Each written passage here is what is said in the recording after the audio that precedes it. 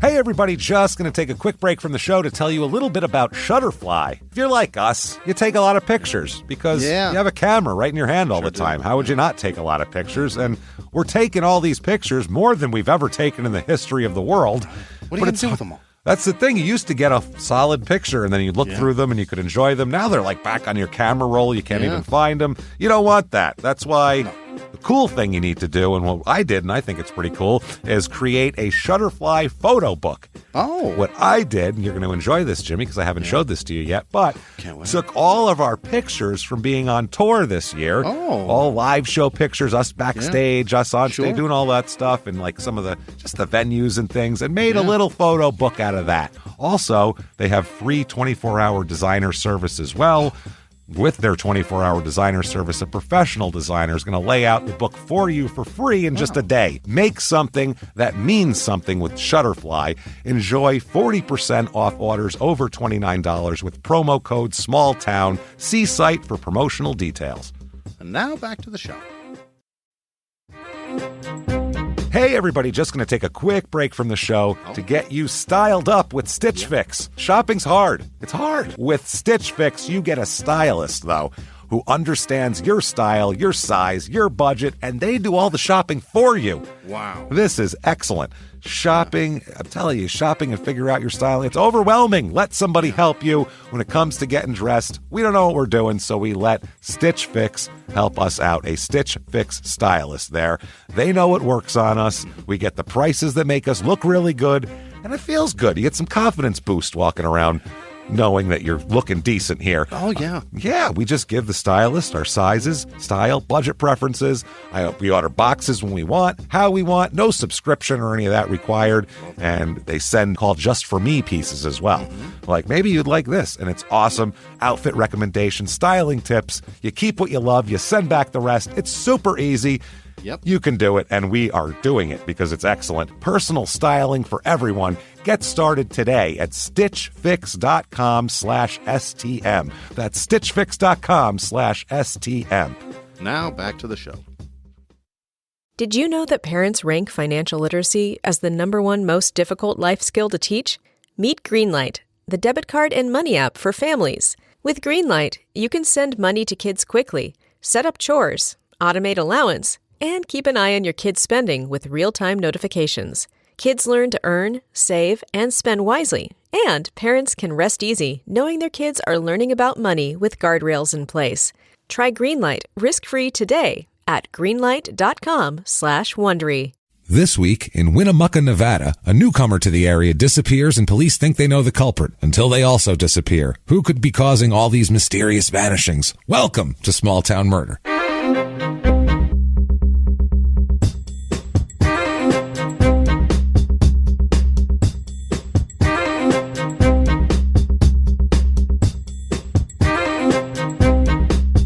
Hello, everybody, and welcome back to Small Town Murder. Yay! Yay, indeed, Jimmy. Yay, indeed. My name is James Pietragallo. I'm here with my co-host. I am Jimmy Whisman. And you nailed it this week, Jimmy. I did it. You nailed the yay. You're on point because we're excited. We're jacked.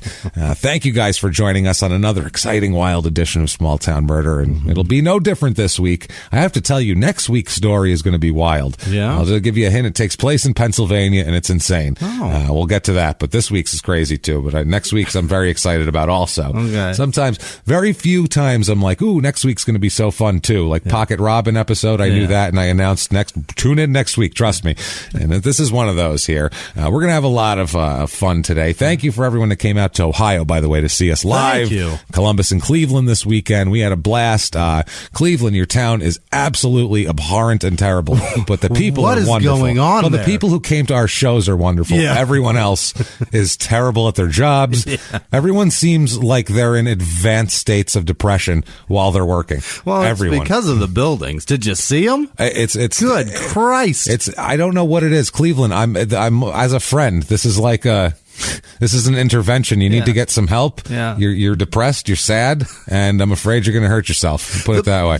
James, the buildings, the businesses that are operating, you can't even tell. Oh, you can't tell. Everything, is that for lease? Is that just abandoned, or is it? Oh, it's in full operation. Right. Okay. Oh, there's lights on in there. I can't even see it. In my hotel room, there was a curtain rack thing that was supposed to separate the room of this terrible, extended stay shithole that we stayed in, and mine just didn't have a curtain, and it was just like this metal bar, and I'm like, I get what that is. That's a Cleveland bar. Right. Every home in Cleveland has it in case you want to sling a noose over it, and it's good and sturdy. You can hang yourself at any time. So thank you, though, for coming out. This week, next week, we're going to be in Omaha, which is sold out. Sorry, guys. No tickets available for that one. There is a few left for Minnesota, though. A few left for Minneapolis. Get those right now because that's going to sell out, definitely. When we say few, like we legit mean a few. 3. Yeah, it's like a few. It's So very little. Get them now. Definitely. That's going to big venue. It's going to be a lot of fun. We're going to have a blast in Minneapolis, and then all the shows, San Diego, LA are the next ones in September, and then we go down south and get that off. It's going to be crazy times. Got to thank everyone for the reviews this week. Apple Podcasts, the purple icon. Yeah. Those reviews help us a ton. We don't know why. We have no idea why they affected your chart positioning and all that and your rankings, but they do. And so thank you for everyone who's done that. If you haven't yet, please give us 5 stars. Doesn't matter what you say. It's not for our ego. No. You can't fix us with words. We're like Cleveland. We can't be fixed with words. We're long past that state. So it doesn't matter what you say. It's just it's like taking a broom to Cleveland. It's not going to help. So on the business end, it helps us out a lot. So thank you, guys. Much like if you visit Cleveland, it'll help, put some money in people's pockets, but you won't. You're not going to fix it. No. So, but thank you, everybody, for everything like that. Also, if you can go to shutupandgivememurder.com right now to get those aforementioned tickets. Also, merchandise. There's tons of new stuff up all the time. Sarah is there's smoke coming off of her fingers on that laptop, making new designs and T-shirts and all sorts of cool stuff up there for you. So get those and come to a live show. They're going to be a blast. If you want to be one of our heroes, a producer who will rave about at the end of the show, you can do that very easily by going to patreon.com/crimeinsports or heading over to PayPal and using our email address, crimeinsports@gmail.com. And if you're asking what the hell is Crime in Sports, it's our other podcast, and you are missing out if you're not listening to it. No, silly question. It's very silly to not listen to that. You do not have to like sports. We're making fun of idiots. That's what it is. And listing their crimes and telling you how dumb they are. So it's a lot of fun. With that said, we're going to do the disclaimer extra quick this week. Get it out of the way. Disclaimer, it's a comedy podcast. This is a comedy show. It is about murder. Yes, there's murder involved. And what we do is we try not to make fun of the victims or the victims' families because we're assholes. But we're not scumbags. Class-like. That's how it works there. So there's plenty of other stuff to make fun of around people's crazy, messed up lives. So we're going to stick to that, and we have a blast doing that. And if you think that's fun, well, that's going to be good. We're going to have a blast. If you don't think it's fun, you should go now. You should take a hike, and we can shake hands and say, bad blind date. You know what? Your profile looked better than you said you liked this, and you actually don't like that. So you know what I mean? Both swiped the wrong way. You're a foodie, and then you asked me to go to Applebee's. So we're done here. So one of those things. I feel like maybe that's fine. Have a good one. For everybody else out there, it's time to stand up on your chairs. Shout from your cubicles over them or wherever you are at home on the damn treadmill. Whatever you're doing, shout it out loud. Shout, shut up and give me murder. Let's do this. I would love to. Let's go on a trip, Jimmy. What do you say? I was a little fast on that. You really want to go on a trip. He's got his bags packed, sitting out on the front steps.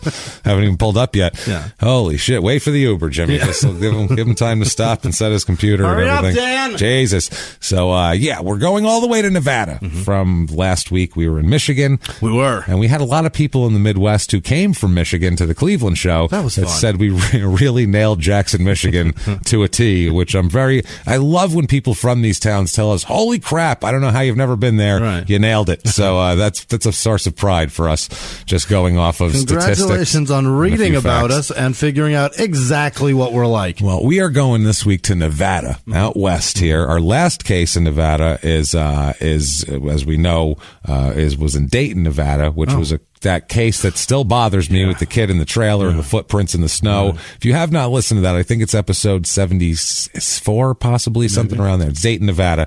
Listen to that episode because it is still annoying me to this day. What the hell happened to that kid? And I saw after that episode too, there's like Reddits where people are discussing it. I saw they heard this case on Small Town Murder and they're going into it with their theories, and it's awesome to see. One of the guys that testified messaged me and sent me pictures of like the trailer that the cat made a noise on and shit. It's horrifying to look at a trailer like that, knowing what happened in there. Knowing the horrors that went on. Well, we're going up to Winnemucca, Nevada. All right. Which sounds made up. Or in Alabama. Or it sounds like a Wisconsin lake town, like that they visited in the great outdoors. Lake Winnemucca, here we are. You might recognize that from the old song, the Johnny Cash song. Oh yeah. I've been mentioned. everywhere. Yeah, there you go. That's the only time it's ever been mentioned by anyone in the history of the world. I'm sure. No, there's other things it's been in, but it's not. This is the place he was talking about. Yeah, Winnemucca, Nevada, is what he's talking about. Yeah, it's in northern Nevada, way up top in northern Nevada. They're right on the edge of the regular pan. Nevada's a big pan with a handle at the bottom. It's right in the pan here. It's boiling up nicely, sautéing down. It's very impressive that he wrote that song without Wikipedia. Johnny Cash. Then, Johnny Cash did not write that song. Who wrote that? Like 8 people did it before him. Yeah, he did it. He was like the 5th person to do that song. My point is just how long it's been. Well, you just need a map. Yeah, I guess. And if you've actually traveled, and if you're a traveling musician, you pass these towns all the time in the signs. Like I'm out there awake that whole time. We don't smoke marijuana in Muskogee. They're just passing Muskogee while smoking weed going, I bet they don't smoke marijuana. That's literally what happened. Merle Haggard said that. Is that right? Yeah. That's hilarious. That wasn't supposed to be this the Okie of Muskogee shit? Wasn't supposed to be what it was at all. It's a fucking joke. They were joking around. They passed a town and said, while they were smoking weed, and said, I bet they don't smoke marijuana in Muskogee. And they were joking. And then they went on for like an hour with all the other shit they don't do in Muskogee. That's incredible. I bet they don't, do this and fun shit, basically. I bet they don't do that. And it was a joke, the whole song. Fuck it. Let's play it tonight. People loved it, and they took it the complete wrong way. It was like Bruce Springsteen, Born in the USA. They were like, fuck yeah, we're even a flag. He's like, no. That's not I mean. I'm not saying that. I'm actually, you're missing the, never mind. That's kind of what happened there. And Merle Haggard's just like, fuck it, it's a hit. Yeah. I'll play it and shit. You sometimes would have to play it like 5 times in a row at concerts because the crowd would, a bunch of angry rednecks would play the fucking Okie from Muskogee, you son of a bitches, I'll fucking kill you. They're like, one more time.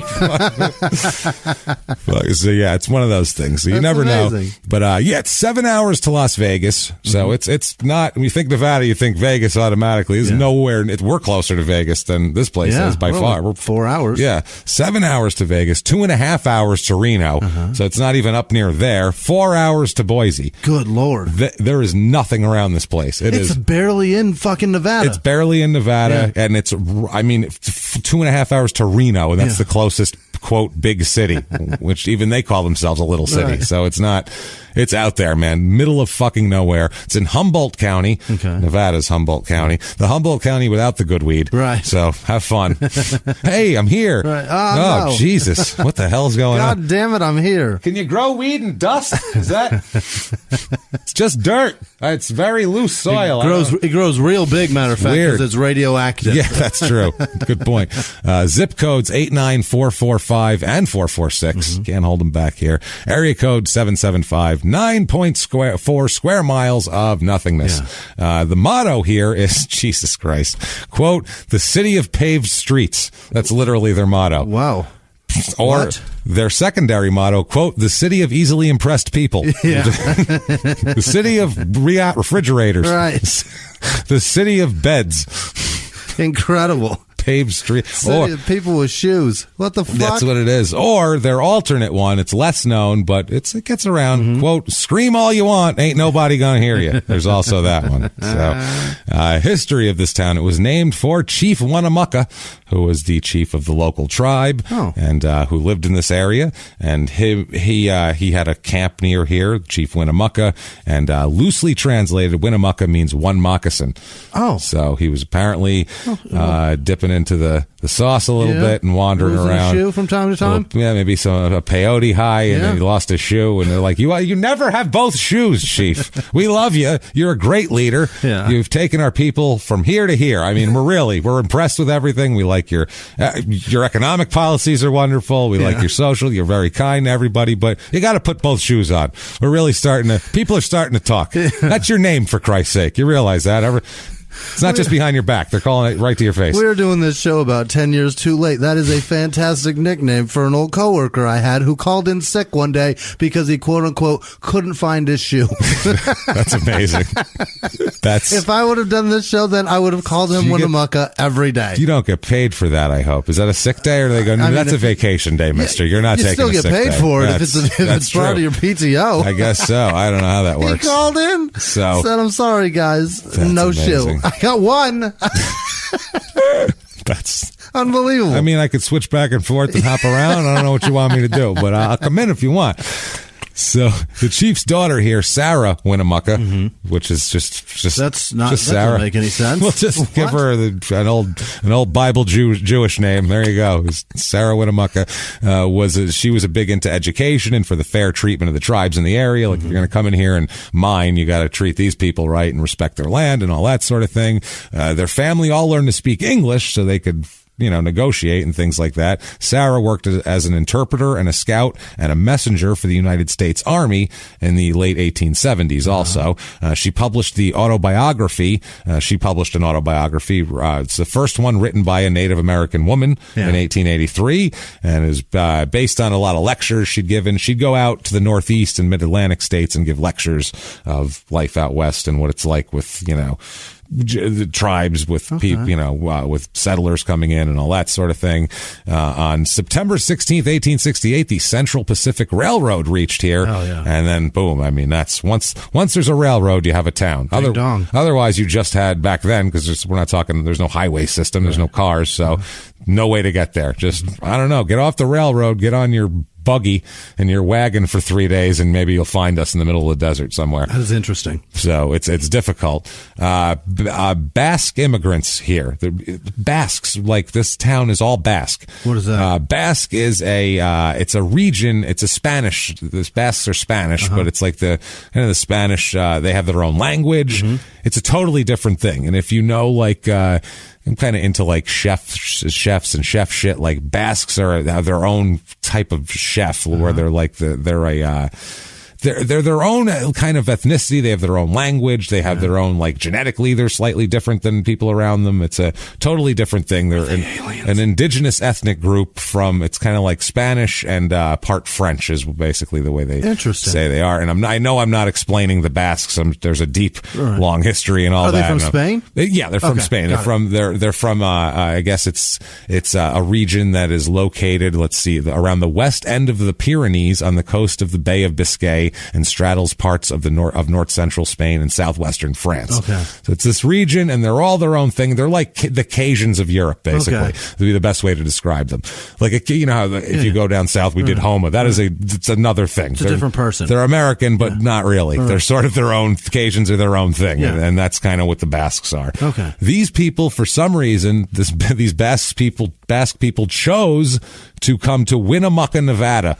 That was their place. And settle in. I don't know what the hell, on purpose. Why. They started coming in the mid-1800s, too. This isn't like, I don't know what they were thinking. Somewhere in Spain, they said, in the middle of the nowhere somewhere, we need to go there. It was a mining town, that's why. So it attracted a lot of people, but the Basques especially went here. They had to land on the East Coast and travel all the way across, right? They didn't go around the other way. Right, because if you land in San Francisco, there's no way you're going to keep going and be like, it's just beyond this amazing place. No, keep going till it's ugly. Right. Yeah. When it stops being beautiful, that's where you've reached your place. That's right there. The other side of those mountains. Tell me if we landed here and you want to go, why don't we just stay? Let's just stay here. Right. I can see the ocean. There's like islands out. This is gorgeous. This is amazing. This is beautiful. Put your hoodie on. Holy Let's shit. Stay. They're already selling pretzels on the side of the road. I just got here. They're selling pretzels on the pier. Hot dogs and shit. This is great. Come on. So, the Basque immigrants worked as sheep herders. starting in the 1800s here. And Winnemucca has an annual Basque festival that we will not talk about in the things to do because it look kind of boring compared to the other shit. Okay. I'm sure it's spectacular, but compared to the other stuff, whatever. But the Basques have been living in northern Nevada there, and they have like there's several thousands of them there. It's not like there's like 5 Basques and they have a club. The Basques are huge there. They first came during the gold rush, and they've just been herding sheep in Nevada and in that area for a century and a half now. So it's especially though prominent in Winnemucca. They say this is like the most Basque town in America, kind of Winnemucca. Is this B-A-S-K? B-A-S-Q-U-E. Okay. Basque. So they founded, the Basque immigrants founded some Basque immigrants, not all of them, I guess, at once didn't do this. They founded the Martin Hotel and the Winnemucca Hotel, and they were both associated with groups of Basque sheep herders that owned it. So they were investing smart.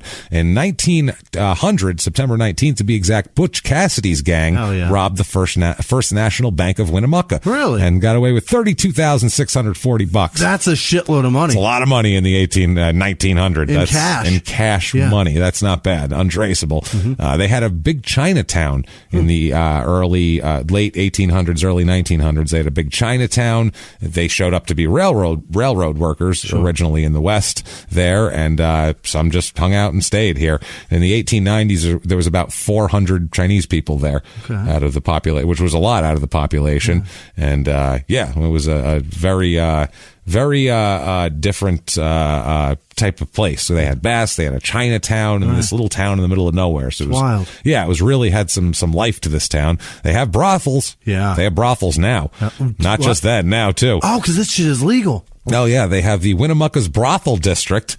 They say it's smaller now than it was in the 1980s. In the 80s, we all know the Winnemucca brothel district is famous. All the rappers talking about it in their songs, very famous.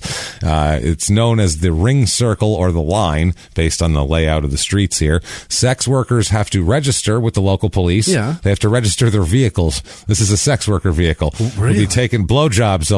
It'll be transporting blowjobs across the town. Apparently, I don't know how that works. What is that? Yeah, it's very weird. The Winnemucca's residents are employed. A lot of mining companies there still. So there's gold mines around there. There's also a trailer company that has 100 people that work there, and an airport industrial park. It's very industrial there. Okay. There's not a lot of white collar jobs here. Yeah. Put it that way. When you say trailers, like homes or like carry on trailers, like to carry cool. shit. Yeah. Okay. That's what I want to do. I want to work at a trailer manufacturer. It's not a fun job, but it's definitely a noble. It's a job. It's fine. Yeah, that's great. That's good for a lot you. of welding and shit. You don't want to fucking do that either. No, God, no. Not you. I mean, whoever's doing it's going, if I could do something easier, that'd be great, because this sucks. Hey, do it though. Do what you got to do. Also there's the casinos, hotels, motels, farms around there, a few restaurants and that sort of shit. Winnemucca Farms operated the world's largest potato dehydration plant there. So for why? There's that. I assume they all come down from Idaho, and I don't understand it either. Got to dehydrate them? To make dehydrated stuff for frozen potatoes, freeze-dried potatoes. Freeze-dried, for hash browns and shit. And, yeah. I don't know, French fry dehydration. And they had the largest one? It's still in the world. Wow. And until 2013. And then somebody else said, come on, it's Winnemucca. We're beat by them? We're going to big league you here, and we're going to dehydrate 1 or 2 more potatoes than you. We're Chicago. What do you expect? I'm going to put you in there. I think Boise was like, excuse me. Should take place in Idaho.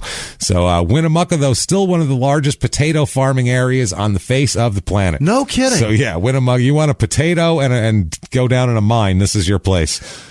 I feel like I've been to Five Guys, and the potatoes they were serving that day were from Winnemucca. I'm sure. At some point. That makes sense. Largest in the world, one of the largest. It's also home, Winnemucca, to the Buckaroo Hall of Fame and Heritage Museum. Oh, boy. So there's that, and also headquarters of some kind of podcast network that I've never heard of. Okay. So anyway, resident review here. Found a resident review.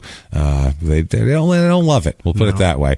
Quote, "The town is perfect if you're Basque and local. If you moved here, it's horrible place to live. Local families run the entire town, right down to the high school sports teams. I lived there for 7 years and never felt safe. The amount of animosity between people in the town is ridiculous. The children are constantly slandering each other in a way I've never seen anywhere else over social media and in person. Mean kids. Mean kids get reviews. And the rumors and awful things they do to each other surpass any other place, Jimmy. Any place ever. Rwanda, Denmark, it doesn't matter. Anywhere. Japan, who cares? Right. Fuck Beirut. Fuck everywhere. The school system is small and not well prepared to prepare students for college. Honestly, I don't think this is a good place to raise children. No diversity, not friendly, and nothing to do. 1 star.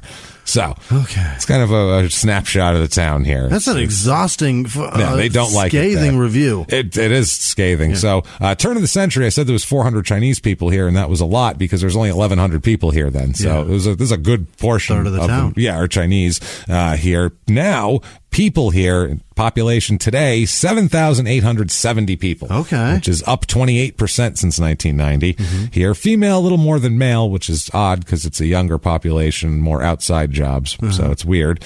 Median age here, 29.6, which is whenever it's under 30. Unbelievably young. Super low. It's almost 38 in the rest of the country. All of the 0 years old to 17-year-old, all of those demos are way high. Soaring. Twice as much. All the over 60-year-old demographics are way low. Okay. They're all like, once you're too old to work the mines, they just shove you. They just shove you in a mine cart and send you on your way into an abandoned shaft. Yeah, we don't need any more canaries, guys. We have Bob's retiring, so he's going to be good here. Right. Move along, prospector. So people married, it's about 50-50. It's right along with the rest of the country, actually, with everything like that. There's a few more, not a lot of single with no children people. Everyone has fucking kids. Whether you're single, married, you have kids. There's a lot of kids. Race of the town, it's about 60% white. Yeah. It's 61.5% in the rest of the country, so that's almost on average. 0.7% black. Not a lot of black people here. Asian, from being, almost 40% of the population, a good third of the population in 1900, they now have 0.0% Asians. No Asians. So they had Chinatown. Now they have non-Chinatown. Now that this here, we call this America Town. Right. In this part of this is Kansas Town. We call that Nagasaki. Yeah. It has been conquered. Yeah, but I know they were Chinese. Right. It's fine. Look, I don't know. They all look alike to me. I don't know none of them. Ain't one of them here.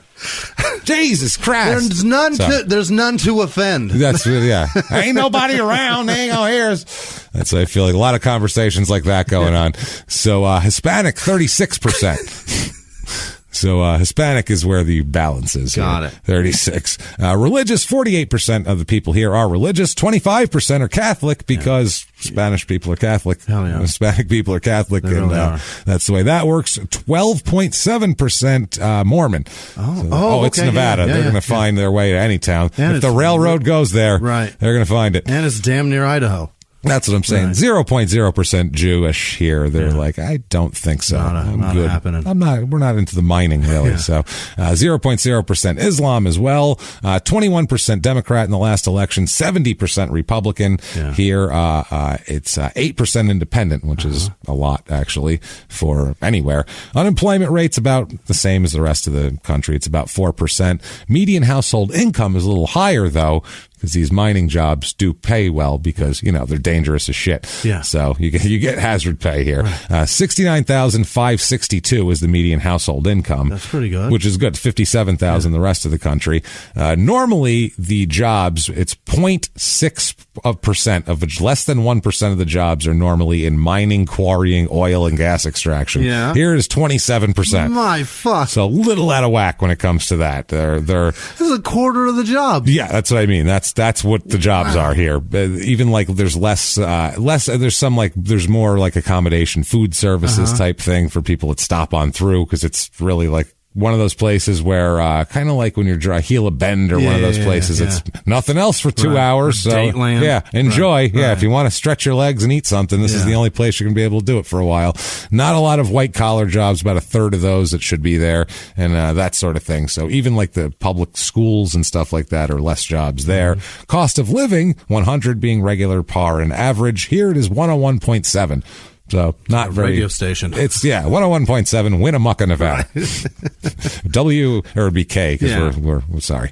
K suck. KSUK. I haven't listened to a radio since I lived in the W region there. So K suck. K muck. Winnemucca's best classic rock. 101.7 K muck. The muck. KMUK. The muck's going to be down at the old silver mine, giving away 2 tickets to see Johnny Cash's impersonator come through town and sing that song that mentions us. Come on down to the muck. So sorry about that. I couldn't help myself. So the muck stop. That's what they call it. The muck stop.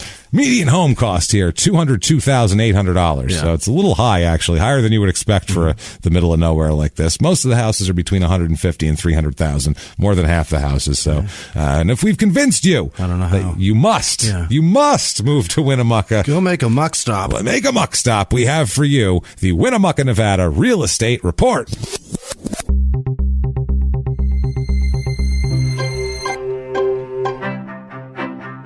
Your average 2-bedroom rental here goes for about $961, which still seems like too much, but whatever. It's less than average, though. I found a 4-bedroom, 2-bath, 1,456 square feet house. It's kind of in the middle of a field. It looks like it's used to store grain and corpses. Maybe together. It was. Together, both. I don't know what this house is. Frightening. It looks scary. You look at that and go, oh, God, it's just waiting for a tornado to sweep it away is what it looks like, even though I don't know if there's tornadoes there. Either way, $98,750 if you're not scared, if you're brave. Then I found a 2-bedroom, 1-bath, not scary house, 1,529 square feet around other human beings for $205,000. That's kind of your average home here.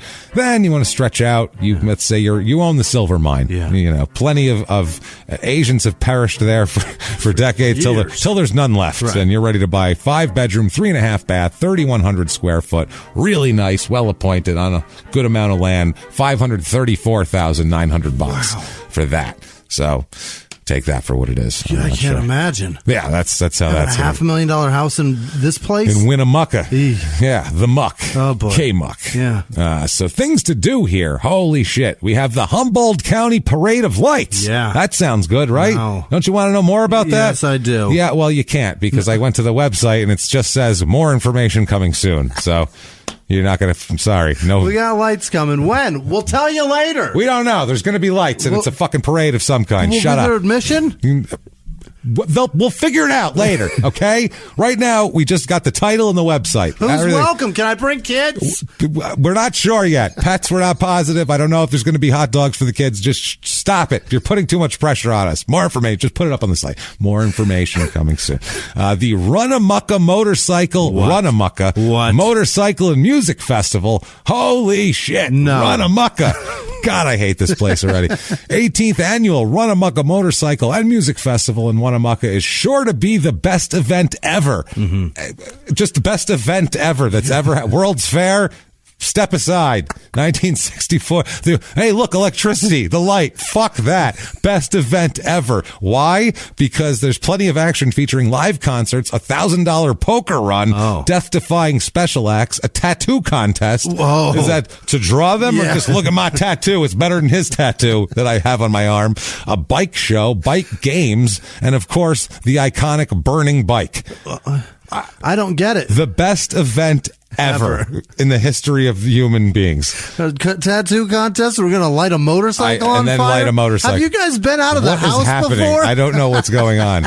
It's like the party from the Brian Bosworth Brian Bosworth Stone Cold movie from back in the day there when oh my god. See, these people have never been. If you've never been to an event never before, left the house. Best event. Best ever. Yeah. Ever. They lit it on fire. Did you go to the one last year? No, I ain't never been never. So It was good, though. This is good. They had $1,000. A man won $1,000. Best event ever.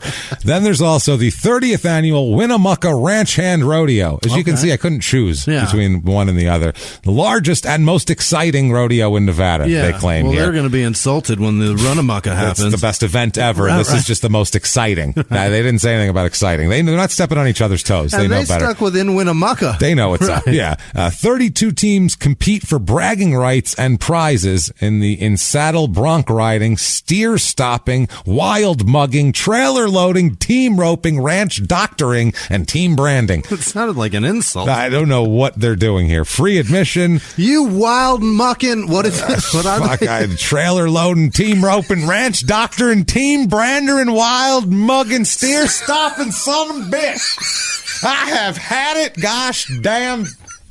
I hate you. I'm sorry for my language. I'm very sorry. He gets this saddle bronc riding some bitch just gets to me. I can't take it anymore. I want to write that down. I want to say that to somebody one day. And don't forget wild horse racing. Oh. We will take 18 three-man teams. How the shit do you race wild horses with three guys? You put three dudes on a horse? I don't want to know how that works. My brain is throbbing right now with the thoughts of how you could possibly race a wild horse and then how you could do it with three-man teams. It's hard enough to get one person on a wild horse. I'm still hung on that insult. Oh, that's amazing. That's amazing. Steer stopping, wild mugging, trailer loading, team roping, ranch doctoring, team branding, son bitch. Saddle bronc riding bastard, I tell you what. So good. So that's for anybody who didn't hear it the first time. So crime rate in this town, what we're interested in. You could just hit the 15-second and go back and do it over and over. Property crime just below average, about 10% below average in the ballpark. And violent crime, murder, rape, robbery, and assault also right at average, just a drop low. Okay. So it's not a dangerous place, nothing like that. Just seems to be a place where people go and work with their hands, or work in mines and do dangerous jobs for better salaries and trying to get shit done here. So good for these people here. Speaking of these people, we should talk about some of these people. Talk about a murder. Oh. Ooh. That's dangerous. I like it. Let's do this. Let's talk about a murder.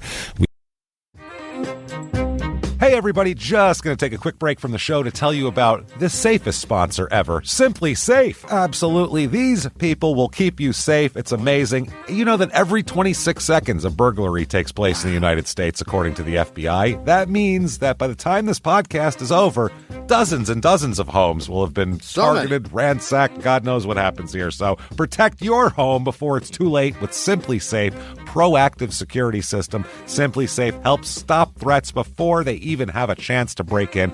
Named Best Home Security System by U.S. News & World Report 5 years in a row. And by us for about the last 8 years as well. If you trust us, believe me, you want Simply Safe. So visit simplysafe.com/small to claim 50% off a new system with professional monitoring plan and your first month free. That's simplysafe.com/small. There's no safe like Simply Safe. Now back to the show. This show, Small Town Murder, is brought to you by BetterHelp. Get yourself some therapy, everybody. Honestly, here. We often hear about, red flags that you should avoid. Hey, that's a lot of a thing. It's become a real phrase now, real cliche. But why don't you focus also, you look at like green flags in friends and partners. Look for good things as well. Right. And maybe you're not sure what that looks like, though. Therapy can help you figure that out. What are positive things? What are the green flags? And then you can practice them in your relationship. It's absolutely a fact. And so, honestly, we absolutely are huge advocates for this. It really, really helps. BetterHelp is fully online, making therapy affordable. It's convenient. They serve over 5 million people worldwide. You can access a diverse network of more than 30,000 credentialed therapists, wide ranges of specialties there. Here's the coolest part. You're not getting along with your therapist, you're just not feeling it, you can switch at any time, no extra charge. Wow. The thing is, they want you to get help. That's it. And you can do it with BetterHelp. Discover your relationship green flags with BetterHelp. Visit BetterHelp.com/smalltownmurder today to get 10% off your first month. That's BetterHelp, HELP.com/smalltownmurder. Now back to the show. Hey, everybody, just going to take a quick break from the show and tell you about Noom. Has Noom helped you? I believe it has. Oh, that's got an app. You can do tracking. It's terrific. It does. Noom builds personal plans that can meet individual needs. That's the thing. Takes into account any dietary restrictions, medical issues, other personal needs. That helps build a plan that works for you. And yes, so I know that you've had your own personalized program here that you've been working on. And it's weight loss This is weight loss results that last. They stick around because you get yourself into a lifestyle change. That's what matters. That's mainly it. You can't just say, I'm going to cut that out for a month and then go back to it. That's not what it is. So I'm glad it's helping you. That's great. And it really does. I like the psychology and biology-based approach here. Yeah. Noom Weight uses psychology. That's why they say losing weight starts with your brain, but it also takes into account your unique biological factors, Jimmy. All of your multitude flora and fauna that goes on inside of you there. Sure. Yeah. Stay focused on what's important to you with Noom's psychology and biology-based approach. Sign up for your trial today at Noom.com, Noom.com here. Based on 3.5-year study of actively engaged Noom users with minimum starting BMI of 25. Individual results may vary. Visit our website for more information.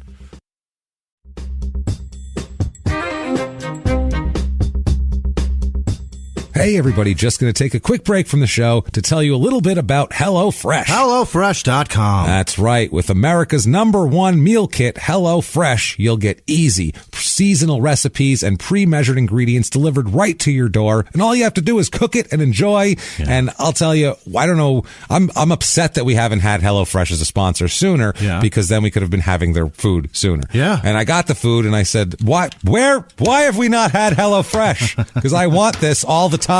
It's wonderful. Their food is really great. HelloFresh makes cooking delicious meals at home really easy. It's fantastic. Step-by-step recipes, pre-measured ingredients, so you'll have everything you need. You don't have to go searching around for that spice that you don't have. It's in the back of your cabinet. None of that. Say goodbye to the grocery store, long trips, and takeout that costs too much and isn't as healthy as you want it to be. HelloFresh has you covered. There's something for everyone, from family recipes to calorie smart and vegetarian, and fun menu series like Hall of Fame and craft burgers. HelloFresh has more 5-star recipes than any other meal kit, so you'll know you're getting something incredible. HelloFresh is flexible and it fits your lifestyle. Easily change your delivery days, food preferences, and even skip a week whenever you need. They're flexible. They work with you. Break out of your dinner rut and make deliciousness part of every week with HelloFresh. HelloFresh is the food is so good. Oh, it's so easy. The recipes are super simple. Yeah. Nothing's like this will take you 4 hours to prepare.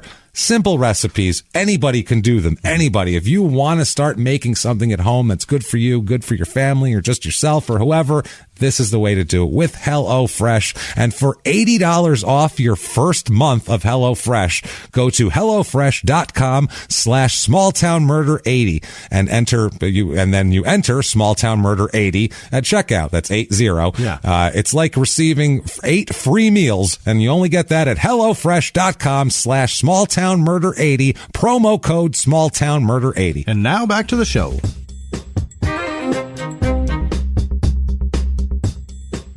We have, let's talk first about Charles Beatty. Yeah. Okay. Son of Ned Beatty. No, he's not the son of Ned Beatty. That'd be a totally different. That'd be super weird. I would love that. So then Ned Beatty said that he squealed like a pig. So Charles should be totally. Uncle Warren came through and gave him a list of hot chicks. That's it. That's all it is. So Charles Beatty, he's 28 years old in August of 1988.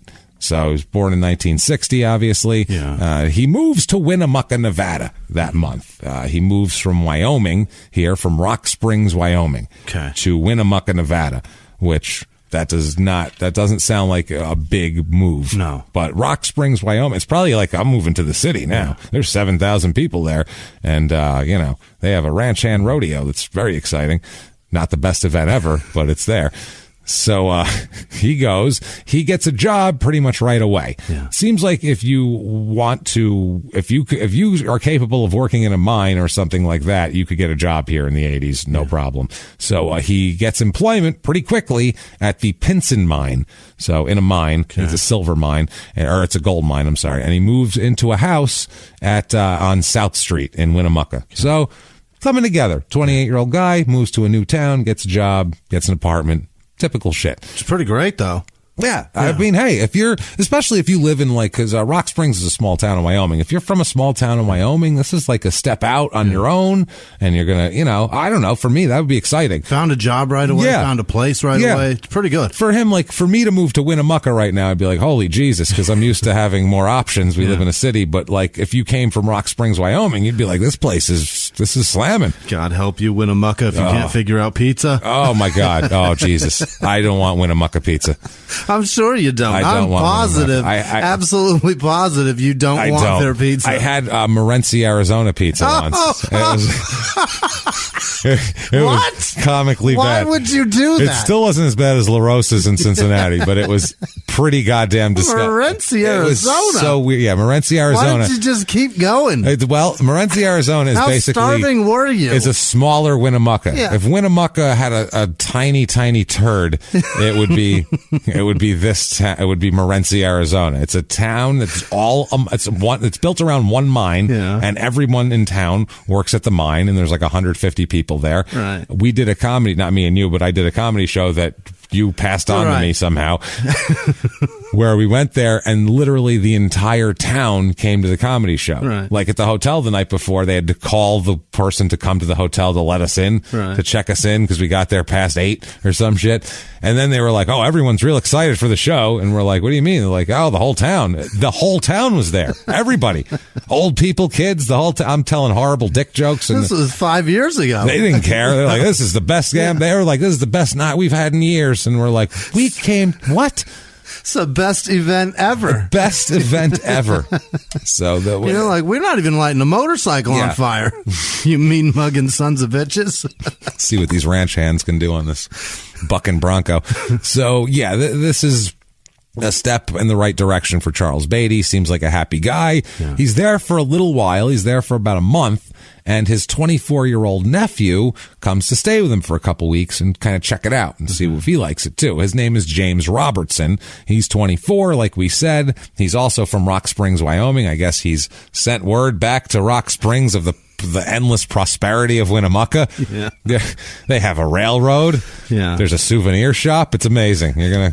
You're gonna love it here. He told it on the mountain. Yeah, he was telling you got to come to Winnemucca. Yeah, it's amazing. So apparently they say that Beatty was his uncle, was the uncle of James Robertson's wife, is what everybody says, but Robertson's not married. So I don't know how. We never figure out how they're of relation. Okay. I don't know if this is one of these kind of rural uncle situations, I know that feeling. or like an Italian uncle situation. Either way, Italians and rural people have a lot in common with that, where if you just hang around a lot, you're an uncle now, and they just slap a label on you. So I'm not sure if that's what happened or what here, but Robertson's not married. We don't know their relation, but it's his nephew. Mm-hmm. Very close.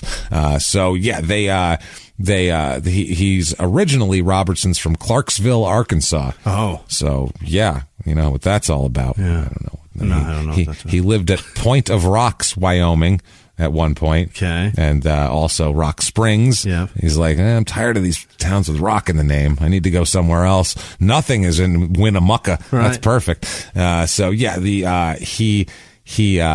guess he lived there, but it's basically a truck stop in that town at the time. So they're like, I don't know if he worked at the truck stop and lived in the back room like a storage unit type situation or what. But he earned a degree. Actually, Robertson, the 24-year-old, from Western Wyoming College. That's in May of '88. Okay. So he graduates. He's sitting around, doesn't know what to do. His quote uncle goes to to the small city to get a big mining job. Right. And he said, all right, well, fuck, I got nothing to do. So why not? At Western Wyoming College, Robertson was named Student of the Year. So isn't that the valedictorian? Yeah. They're like, listen, it's Western Wyoming College. He did better than everybody else, but he's still got like a 77 average. So it's like a C+. So we can't really say valedictorian. It's kind of cheapening the word here. Right. And, Student of the year. Yeah, student of the year. I always think like these people who want to be professors, like I feel like in their minds, they have this fantasy of like, I'm going to be a professor, and they have like this Animal House, Donald Sutherland fantasy where like, I'm going to be like this cool professor who lives in like this college town. It's just like off from this big city and live in one of those old houses with a big front porch, you know what I'm saying, in the town. And then, kids come over to... rapes have happened. Oh, so many rapes. Just beer vomit and... Vicious. Beer vomit and rape memories all over the sidewalks, and terrible things going on. But, the students are going to come over to discuss things, and we're going to smoke weed together, and, these are the fantasies they have. They're going to have patches on their elbows. Right. And then...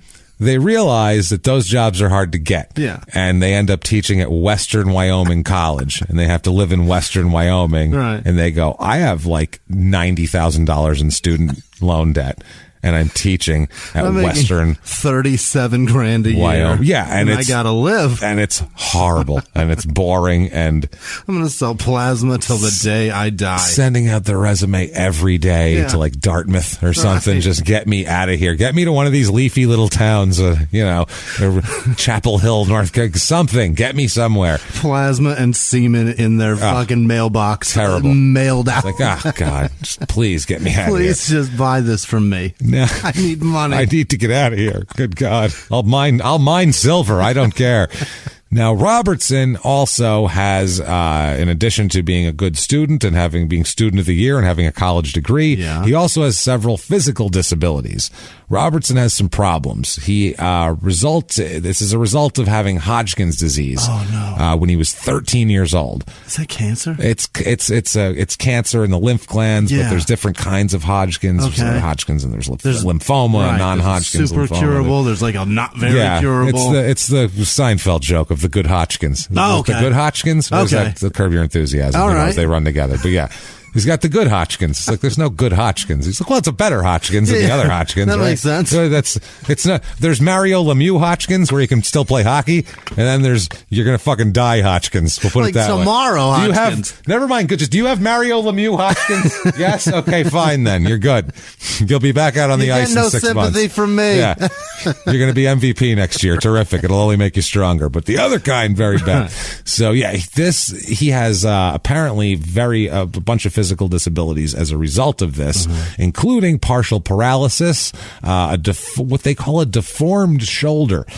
I'm not sure exactly how deformed his shoulder was. I'm not sure if it's a visual, like is it like circus? I don't know if he's got like an arm sticking out of it, or like if he's if it's like all indented, or if it's just like the bone structure or something's deformed, and if he's got a sweatshirt on, you can't tell. Right, but if he's in the pool, you're like, what the fuck happened to his shoulder? You know what I'm saying? I don't know which one it is. And people would want to ask too. Yeah. They, like that lady at Walgreens. I had this checkout lady at Walgreens, and she was one of my favorite people in the world. Yeah. She's like 4'11", tall and wide, same thing. And she's just loud and awesome. Like, that's not very tall, James.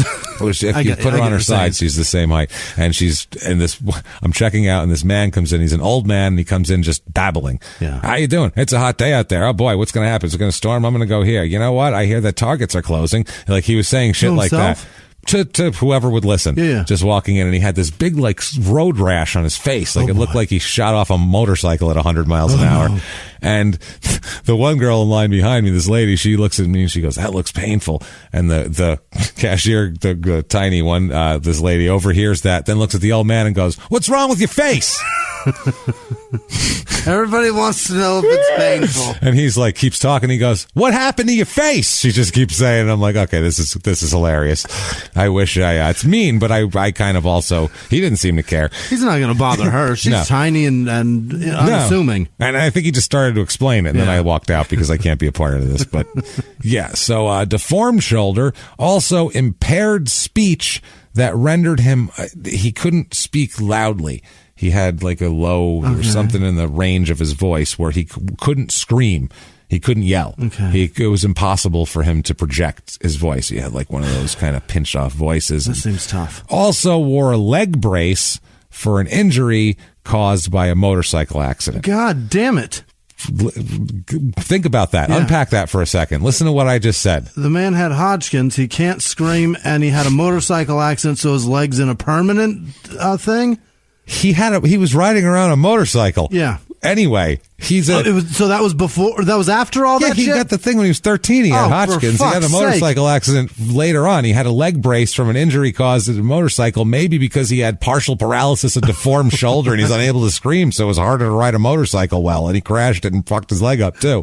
Who let him on a motorcycle? That's what I mean. Jesus. You think his mom would be like, please, you almost died when you're 13, you had the Hodgkin's, and now you're going to ride around on a motorcycle? I can't take it anymore.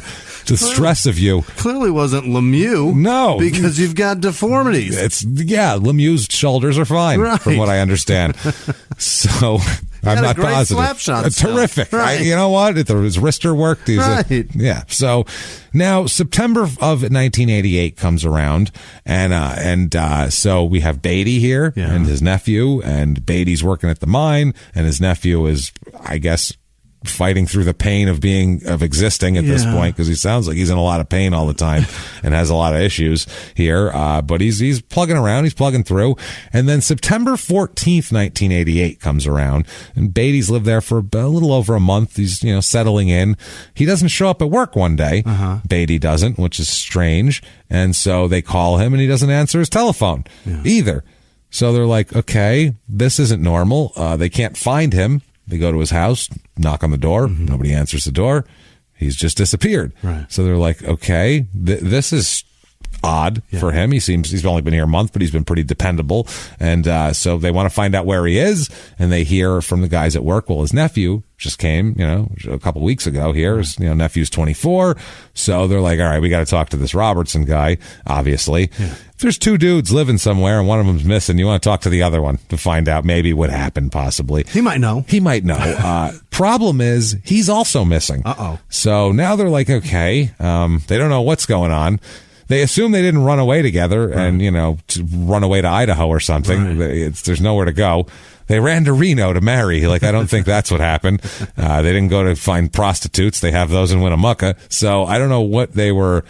They were wondering if maybe Beatty disappeared, Thompson had something to do with it, and then Thompson took off because he's not Robertson or Thompson. Or Robertson. I'm sorry, Robertson took off. Jesus Christ! I thought we had another person. No, Robertson. My bad. It's common names here. Robertson takes off, and they're like, they're wondering if maybe that happened, or maybe the other way around, because they're like, okay, he had a bunch of physical disabilities. Right. Would he be capable of physically of murder? But they said he rode a motorcycle, so maybe, and then. The other guy's a kind of a stout mine worker. Sure. He could have, hurt him maybe and then disappeared because who knows, but they have no reason to hurt each other and that everybody says they get along. Or maybe they're in deep at a casino, the both of them, and they're in a lot of trouble together. They could be in a lot of trouble together. They don't have any idea. Right now, they're clueless, and the fact that they're both missing makes it more confusing because it makes more options. Yeah. Makes for more options, basically. If one person's missing, okay, they either ran away or somebody killed them. One of the two. It's very much like me when I wake up in the morning. If I just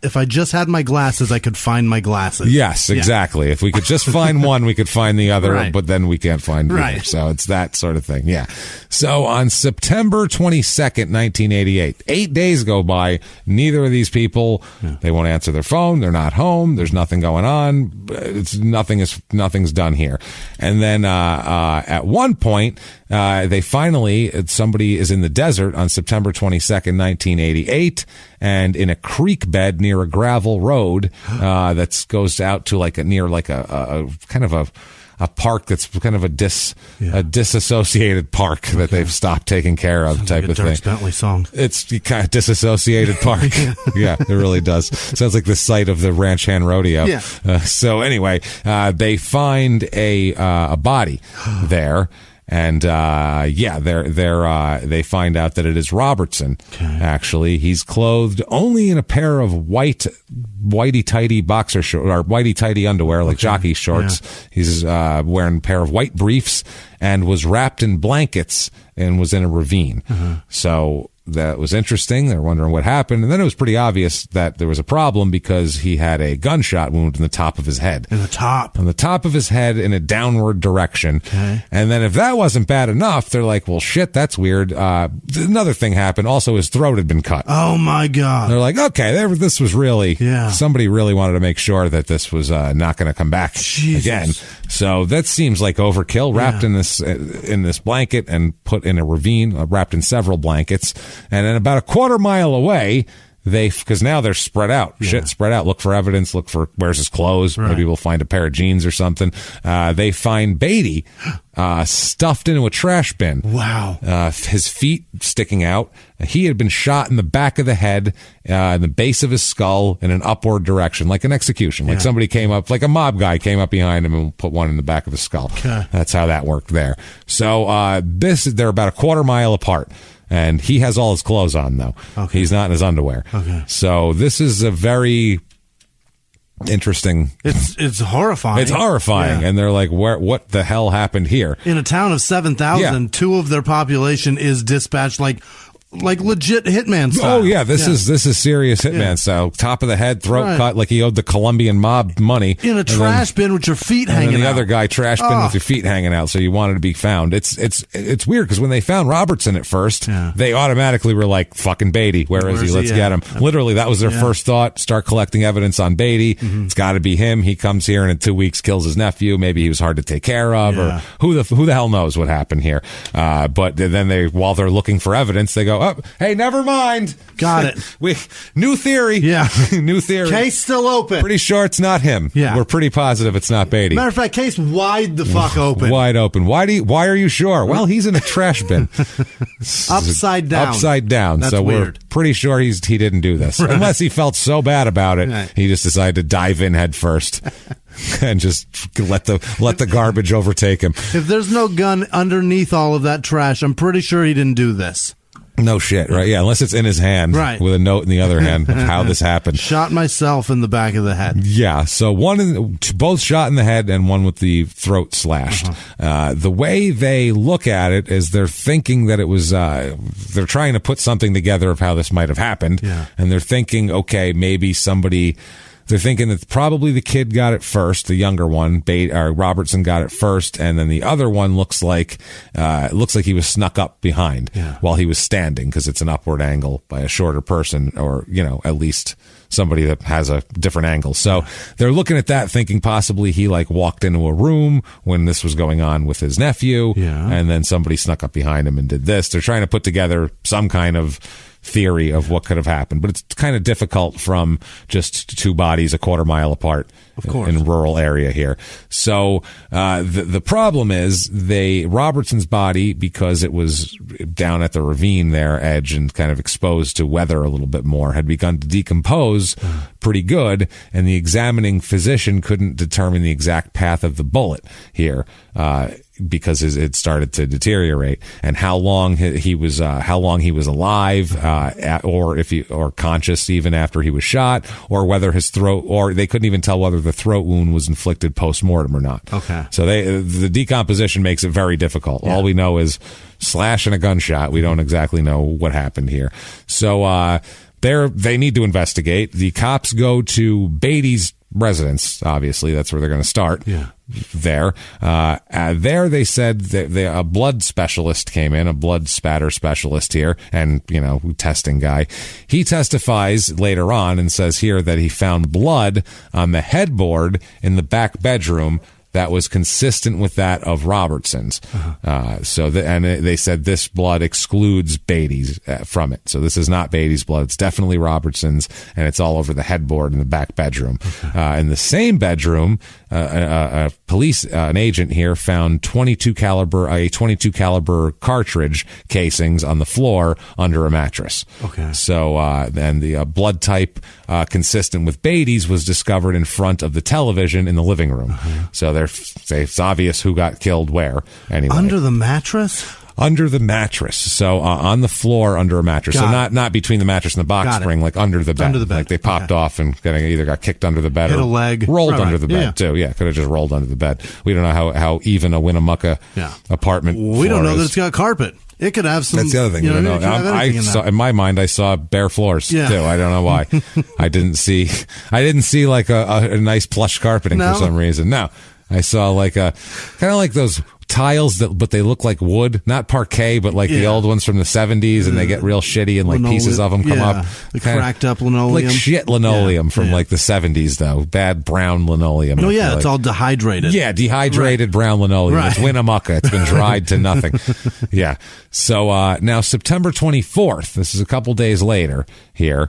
And now, so they're piecing this together. They know they've been killed in the house. Yeah. They're pretty sure they didn't kill each other. Right. And that's pretty much all they have at this point. That's it. They have nothing else to go on. Fingerprints, nothing. They're just at a standstill. 2 dead guys in the desert. Did they owe people money?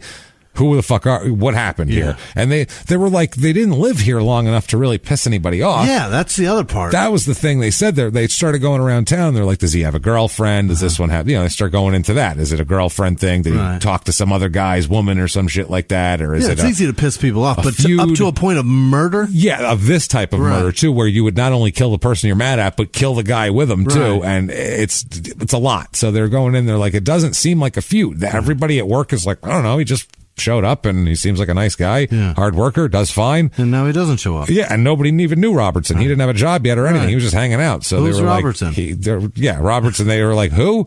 The one with the deformed shoulder. Oh, I've seen that kid limping around. Yeah, I heard tell of it. I heard. Pray tell. So there's that. So they haven't been around long enough to have feuds or to have any sort of enmeshed thing that would cause someone to want to kill them for anger or anything like that. So September 24th, a woman named Renee Montgomery comes up to the house while they're investigating because they're still processing. Since nobody lives there now, they're just going to take their time and keep this place a crime scene and process it and keep investigators posted and shit like that. So now, September 24th, this Renee Montgomery, she's a waitress at a local casino here. She approaches investigators that are hanging out on the street in front of the house and asks them, is the house ready to rent? They just found They just found a murder scene of 2 people literally 48 hours ago. Can y'all wash that shit off the walls? She's like, I really like the location. Is it? Because I really am looking for a place. Like, what the fuck are you talking about? First of all, I don't want to live there anyway. Right. Even if you've cleaned the brains up off the carpet in front of the television, I don't want to live there. And she's anxious. Yeah. She's like, when is... Move in ready, y'all? I'll clean. I don't mind cleaning. Put it that way. If you can leave it if how you found it. If it's a good deal, I'm in. Tell you what. Yeah. I'll tell you what. She looks like she's getting it cheap because you waive of the the security deposit, and I'll clean up the brain matter. How's that sound? She's wheeling and dealing. Yeah, she's wheeling and dealing. No, she asked, is it ready to rent? And she said to the police officer here, she's like, look, I heard the place was coming up for rent soon. She said, I spoke to a guy on September 14th, which is the day that they went missing, these two. I spoke to a guy on September 14th about it, as a guy named Roger Libby, and he said the house was going to be for rent soon. So... is it ready? It's been 10 days. What the fuck here? What's going on here? Now they're like, who notebooks out? Yeah. Roger Libby? Who's Say that? Who? No, pardon, pray tell. Who might you be speaking about? Spell Libby with a Y or an I-E. Let's go. What are we doing here? Roger? Okay, good. So she says, Roger Libby. I've known him for a few months now. He's a customer at the casino. She works as a bartender at a casino. She's like, Roger Libby comes in. Yeah, I've known him for a while. And he said there was a place coming up for rent. I guess Libby would share her room with her, Roger Libby would, at the Winners Hotel, which is no Winners are there at all. Winters or Winners? Oh, boy. It's a casino. Winners Hotel in Winnemucca. Ugh. Look that up and see if it's still available, people, or if it's still open, because that sounds miserable. The Winners fucking, oh my God, I don't even want to talk about that. Winners Hotel in Winnemucca. Yeah. They advertise on K-Muck all the time. It's like calling, it's like an Olive Garden calling their place Real Italian Food. Best event ever. Right. It's one of those here. Yeah, she worked there. He would share her room with her at the Winners Hotel in Winnemucca when there were no other rooms available in town. Yeah. When he was a loser. When he was a loser. That's what it sounded like. When he was down, she was like, well, I guess you could stay with me. Yeah. You gave me like $40 in tips this week anyway. When you was up on that roulette wheel. You know how that goes. You can come stay here where we'll call you a winner for tonight. Yeah, winner's hotel, where you're never a winner. Right. Just the fact that you're staying there means you've lost. You've lost the game. And you've lost it hard. It's like calling your car service VIP taxi. Yeah, no VIP VIPs taxi. use that. Yeah. No. MVP prison. Right.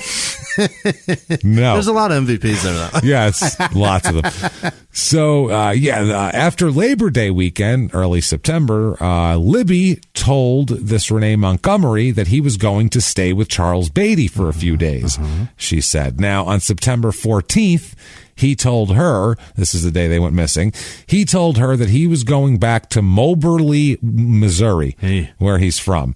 Moberly, Missouri. Jot that down. See what the population is. Whoa. You don't return to Moberly, Missouri. If you see that in the rear view, you keep going until it gets smaller and smaller and eventually disappears. Matter of fact, press a little harder with that right foot until your calf is on fire. Get away from Moberly. I don't know if that could be a wonderful place. It does not sound like it, especially in the 80s. It doesn't sound like a place you'd go back to. Never heard of it. Never heard of it. No. So not even in a Johnny Cash song. No. He didn't put Moberly in there. No. Well, the Eagles didn't put it in there. No. Never standing on a corner in Moberly, Missouri. None of these, no 70s songs about it. If it's a slot down from Winslow, never go back. Never. So she says, I'm going back. He says, I'm going back there. So things are going pretty good for me. You see somebody adjusting their belt like, yeah, that's right. Moberly. Jealous? Yeah. You jealous? I'm going from Winners to Moberly. Winner right here, Moberly.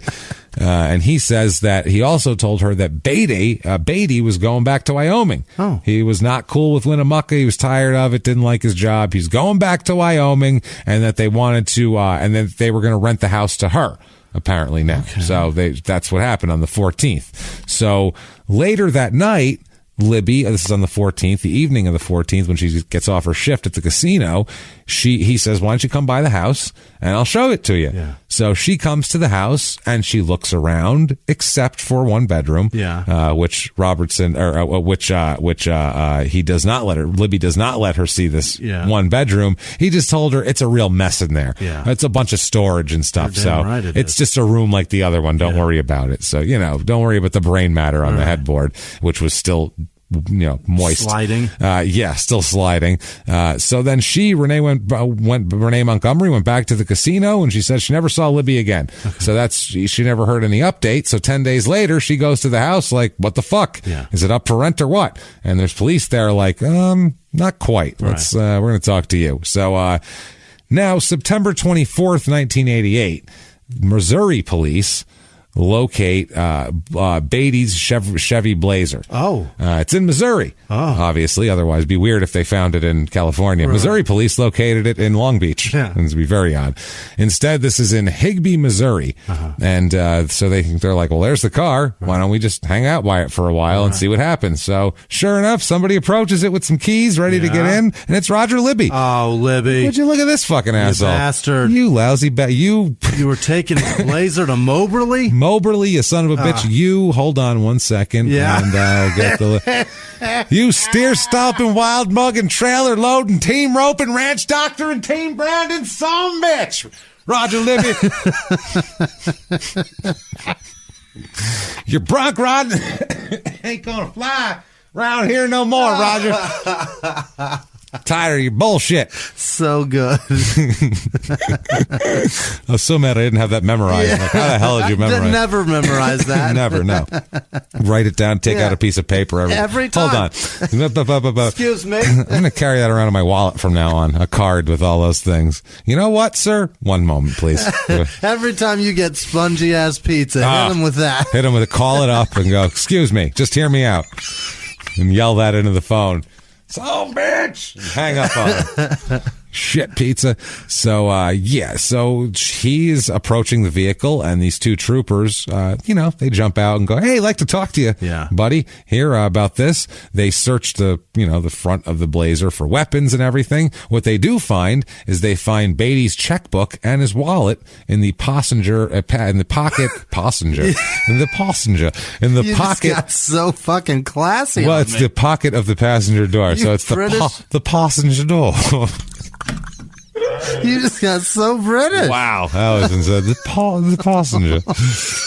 So in the pocket of the passenger door is where they found the wallet and checkbook. Yeah. Inside the checkbook were bank cards in Beatty's name. Yeah. So that's rough. It seems good. like it's Beatty's car. Yeah. His car, his All license plates, his shit's in there. Seems like him. Where's Beatty? All stuff in Beatty's name. Missouri police also found a wallet in Libby's possession, which contained Beatty's driver's license. Yeah. His Nevada. He moved in a month and a half. He already got him a Nevada driver's license. Yeah. It's a pretty studious cat, though. Most people don't do that. Hard worker. Yeah, I'm not doing that. Really? Fuck no. When you moved out of your last apartment, how long did it take you to change your... I still have my address from 4 houses ago. Really? On my your license? Yeah, who cares?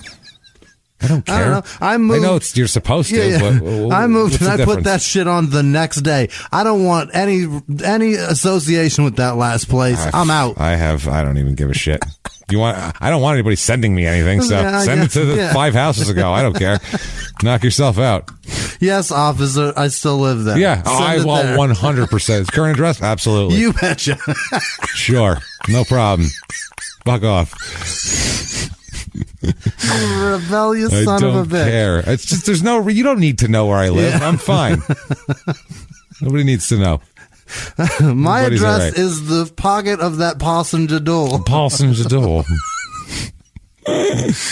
Oh man! Unbelievable. So so they're obviously curious what's going on here. Sure. They're like, this seems odd. Anyway, this guy's got his shit together. He's disappeared and in a fucking trash can. Yeah, and you've got all his shit. It's chin scratching. Questions. Just going, I don't know how that works here. Doesn't look good. So they get him. They find the passenger checkbook and wallet. Inside the checkbook, they find his bank cards, like we said, his wallet. His bank cards are in the wallet, his driver's license, Beatty's First Interstate Bank ATM card, and also in the wallet, Roger Libby's own ID card that he put in there. He's going to use it as his wallet. Hey, everybody, just going to take a quick break from the show to tell you about a healthy, delicious item, Hero Bread. And we're both trying to get healthier this new year. Jimmy had a eye-opening doctor's appointment and things like that. So we're trying to get healthier, and I'm telling you right now, this Hero Bread is a good step in this direction. It's delicious, and it is really good for you, and it's really excellent. They have the sliced bread is good, the bagels, the tortillas. I know you've been they're terrific. Ranting about the tortillas. They're so good. With Hero Bread, you can focus on your health goals and still indulge in the soft, fluffy experience you love, but guilt-free. I really love the little Hawaiian rolls, too. Yeah. They're so good. They're so good. The Hawaiian rolls, they're legit. They're fluffy. Yeah. They're exactly how you want them to be. You'd never know it's low-carb and high-fiber bread from the texture. You get the soft, fluffy experience you know and love with your savory breakfast sandwich, late-night grilled cheese, Taco Tuesday. Do it. Yeah. No compromises, just flavor, ultra-low net carbs, 0 grams of sugar, high in fiber. It's fantastic. Hero Bread is offering 10% off your order. Go to hero.co and use the code SmallTownMurder at checkout. That's SmallTownMurder at HERO.co. And now back to the show. Hey everybody, just going to take a quick break from the show and tell you all sorts of good stuff about Chime. That's what I'm talking about. There's so many extra fees you have to pay in life. Everything. You go to the airline, there's an extra ticket on that. There's extra fee on every fees and fees, hotels, fees, all this type of stuff. We're trying to make progress, and the next thing you know, here comes another fee coming at you, and it's more money than you expected, and your whole math is thrown off, and it's awful. Learn more at chime.com/smalltownmurder. Chime is great with that stuff. I mean, you can't beat if your things are a little tight, especially around the holidays or after the holidays. Yeah. You need that money a couple days early, or you go grocery shopping. You got a car payment due. There's so many things that don't cross over exactly how you want them to cross over. Make progress toward a better financial future with Chime. Open your account in 2 minutes at chime.com/smalltownmurder. That's chime.com/smalltownmurder. Feels like progress. Banking services and debit cards provided by Bancorp Bank N.A. or Stride Bank N.A., members FDIC. Spot me eligibility requirements and overdraft limits apply. Boosts are available to eligible Chime members enrolled in Spot Me and are subject to monthly limits. Timing depends on submission of payment file. Fees apply at out-of-network ATMs. And now back to the show. Gonna use it now? He's like, well, there's an extra slot for this. I'll just throw that in there. Kept the pictures of Beatty's family in there and everything. This is fine. I'll put my kids next to his. It's no big deal. Incredible. Super weird. Also, the 4-digit PIN number for the attached to that particular ATM card was on a piece of paper inside the wallet. Oh. So remember your PIN number. Don't write it down and put it in your wallet. Now, the next day after this, one of the police officers goes to the residence of one of Libby's friends in Higbee, and while there, this officer found several stereo components and other items which also belong to Beatty. Oh, no. And now they're in Missouri, which is not great. Now, Libby has a job there already. He got a job quickly in Missouri, and he has this job quickly, and police go to his job to ask about him, and they go, well, here's his stuff, and he's got tools, and there's his locker, basically. And they look, and they find a bunch of his tools are inscribed with the name Charles Beatty. Oh, Jesus. So he just stole this guy's tools. He's just taking his life. Got his shit. He's a pirate. He moved, but what was plan B? Yeah. What was next? Not plan B, but what is 2? Right. What's step 2 now? Right. You can't just kill a man, steal their car, and then just live like you're that person across the country. We often say, what's the dismount? That's not even dismount. It's just, how are you going to get to the dismount? Well, he had his dismount. No. He could have the dismount is leave all that person's shit in Nevada and go to Missouri with the money. Yeah. And then you go, I don't know what you're talking about. Right. There's no physical evidence, and then you're fucking fine, and they'd have to, it would be a hard case. He's still got to get to the dismount because he's taking all the evidence with him. Yeah, he's still dismounting, but in the middle of the dismount, he goes, I'm going to get a job in an apartment, and I'm just going to pretend like everything's fine, and this is just This is crazy. It's the weirdest it's the weirdest thing I've ever seen anybody do. Yeah. There's no thought of, this is a dead person's car who I murdered, I should probably hide this. There's no thought of that whatsoever. There's a body somewhere. But he doesn't know that they've been found, though, huh? Well, not right away. Yeah. But after a minute, when they start asking questions about it. Oh, Jesus. Uh-oh. I forgot about that. This is bad now, yeah. Because, they definitely want to answer or ask some questions.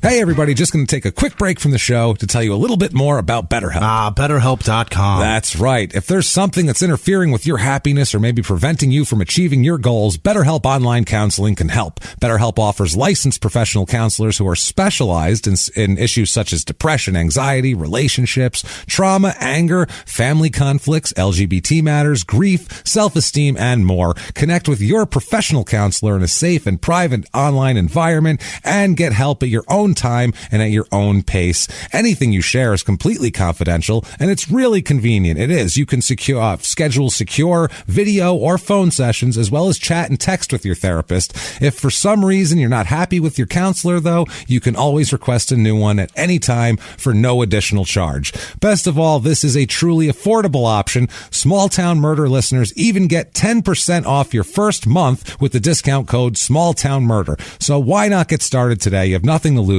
Go to BetterHelp.com/smalltownmurder, then simply fill out a questionnaire to help them assess your needs and get matched with a counselor that you'll love. That's BetterHelp.com/smalltownmurder. And now back to the show.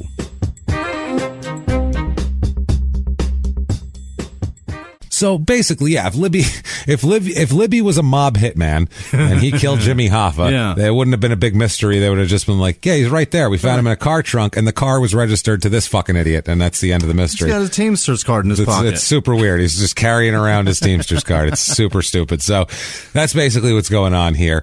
Tools with his name on it at work. He couldn't have more of Beatty's shit with him if he tried. So on September 26th, the two people from Nevada, law enforcement officers, not just random people. Yeah. Hi, I'm from Nevada. I'm here to investigate. Hi, I'm a Nevadan. How you doing? Just on behalf of the other curious people in the state of Nevada.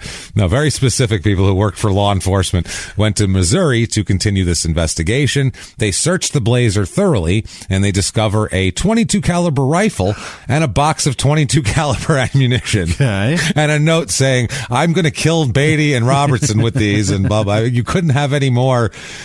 Can you tie yourself more here? Right. A criminal specialist examined this and says that the bullet fragments found in the victims' bodies were small and consistent with a .22 caliber bullet or something very, very close to it, but they couldn't be 22s will shatter on you a little bit. So blood type consistent with that of Beatty was on the Blazers carpet, which it's his truck, so that could happen. You should have some blood in there. Most people have blood in their cars at some point. Yeah. If you cut yourself, oh shit, this is bleeding out of a Band-Aid. It's at some point. You got a car for a month, your DNA is all over it. Yeah, well, especially if you work in like a mine, if you're like a blue collar, you'll ding yourself. If you're a mechanic or something, you have blood in your car somewhere. I sound like OJ now. Everybody got blood in their car, right? I just bleed all over my Blazer all the time. I nicked it. That's all it was. It's all over the place. That's how it worked. Player. I just leak blood. He says golfing. I love that. Yeah, I can cut myself golfing. He said he cut himself golfing at one point. We go, how the hell do you cut yourself? Did he really say that? No. He said, well, I'm always at golfing. And they were like, well, how do you cut yourself golfing? He's like, just golfing. There's nothing sharp on a golf course unless someone drop kicked you with their golf cleat. There's no other way to bleed on a golf course. Somebody slammed you in the head with their driver. You ran out into the cactus. Yeah. It's all rounded. Nowhere to cut your hand on a golf club. All round. You have gloves on while you're doing it. The ball's round. The tee is not that sturdy. I shank it into the tree so much. I go just out there in the thicket. Torn up. I had to fight a wolverine last time I was in the woods for my ball. That's how bad it gets. So you get bloody. Golfing's tough. I'm just a bad golfer. I'm just not good at it.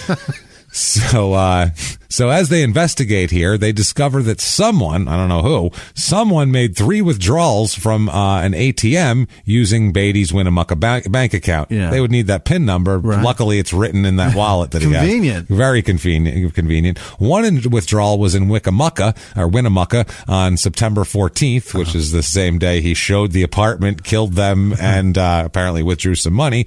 And the next 2 were in Vegas on September 15th, 88. Remember, he's a gambler, this Libby. He likes hanging out at the casino. Missouri's the other way, Chief. Right. He went down. It's 7 hours, like we said. Right. That's why I put Vegas in there. That is a trip. It's a 7-hour trip, and then you'd have to go over. So it's, I don't know if he was...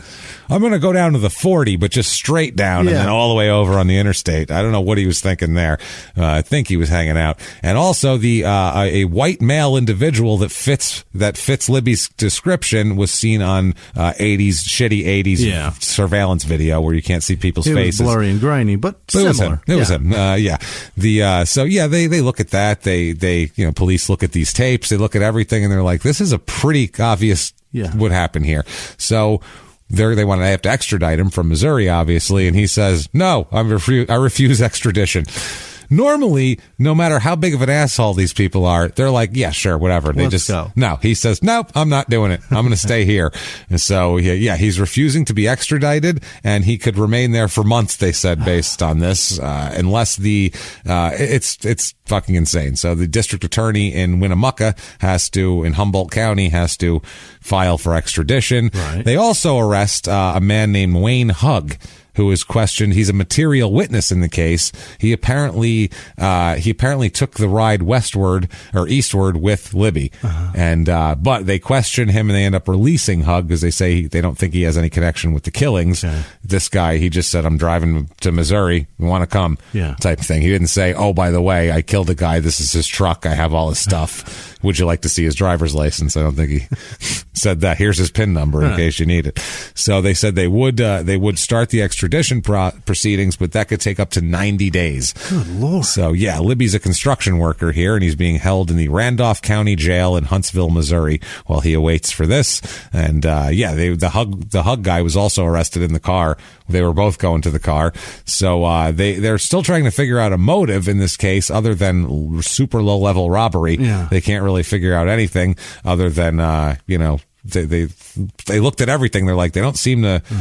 They just have there's no reason for these people to be beefing, basically. Is he their landlord? That's the thing that seems like. Yeah, right. He's their landlord, but Libby's only 22, which I don't understand. But he's showing this apartment based on, so he's got to be the guy who's the landlord of this apartment. Money is super tight. It's super weird. Yeah, that's what I mean. He's the landlord of this apartment. Why would he kill them? He's got to get it rented right now, too. Yeah, this, it's so strange. I don't understand what's happening in this. It's just a weird town and this is small town murder. It's like, what is happening? What is going on? There's nothing clear. no reason for this. It's super strange. So finally, they get him extradited, and there's a bail hearing. Obviously, he wants bail, and the judge says, and this will come up later on, pretty big. He says, "Quote: I've reviewed the grand jury transcript. Clearly, there is more than a scintilla of evidence, and I find that we do have proof evident and so on of that level. There was a capital offense. If I were to consider the confession, I would find that beyond a reasonable doubt he had done this. I don't know that I can do that. I think the state may be right that I could consider that. However, there's a quantum of evidence necessary in the grand jury transcripts to say no bail in this case. I have some discretion, and that will be the decision of this court. You're remanded for custody." So what he said here, though, is he said, if I were to consider your confession, I would find that you did this. Right. And so I would, basically he's saying you're guilty while he's at a bail hearing, which you can't do that as a judge. You can't say, I've looked at the evidence and I'd say you're guilty already. Like, that's not how this works at all. You can say there's enough evidence to hold you. Right. You can't say, I think you're guilty. There you go. Doesn't work here. Now, and also, consider the confession. What confession? Well, there's some confession, actually, when he gets set in here. When he comes to the cops, at first, apparently he's advised of his rights, Libby is, and then he asked whether he said he could talk to a lawyer.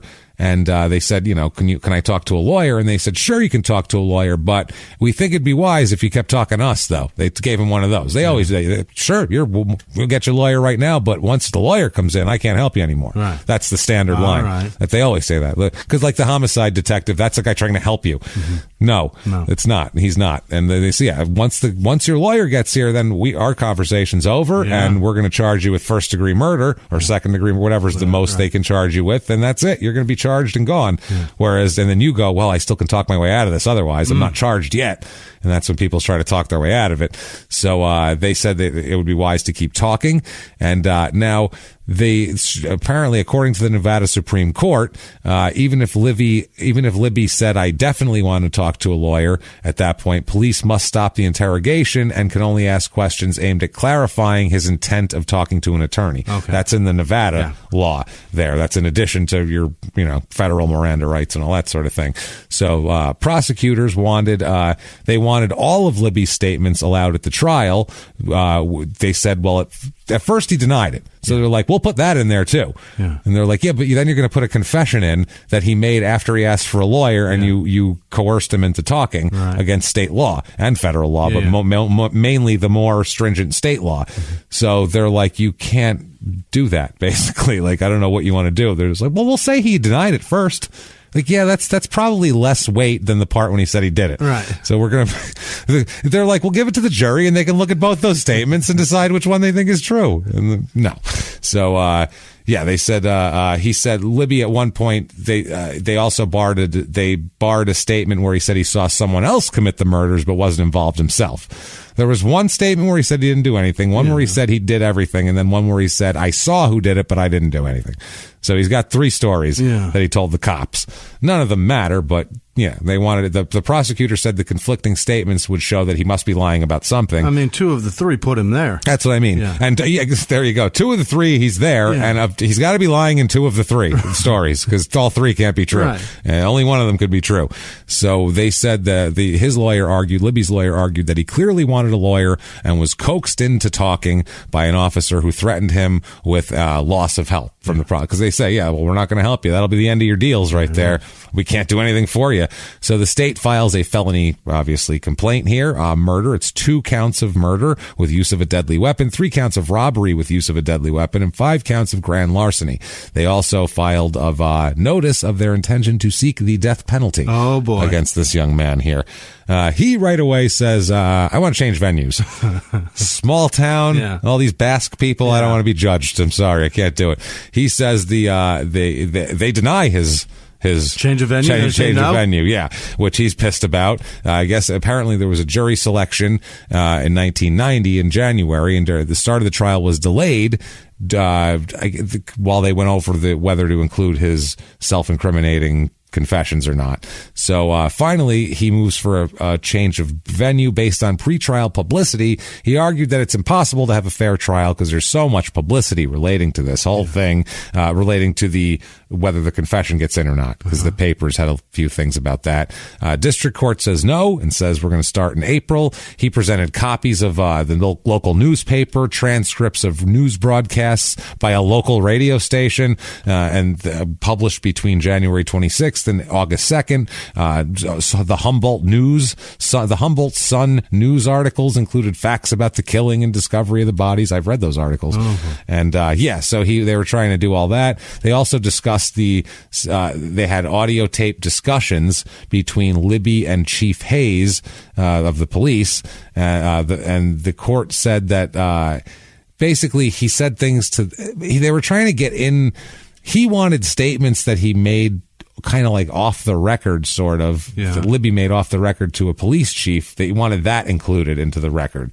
And they were saying, but that was after the lawyer thing too. Right. So if you get that included, then we get all the other stuff too. And so it kind of went like that. It kind of worked that way. Like the prosecutor said, sure, he can have that if we can have the part where he says he killed everybody. Right. And then lied about it again. So it's one of that. Now there's also a juror thing here.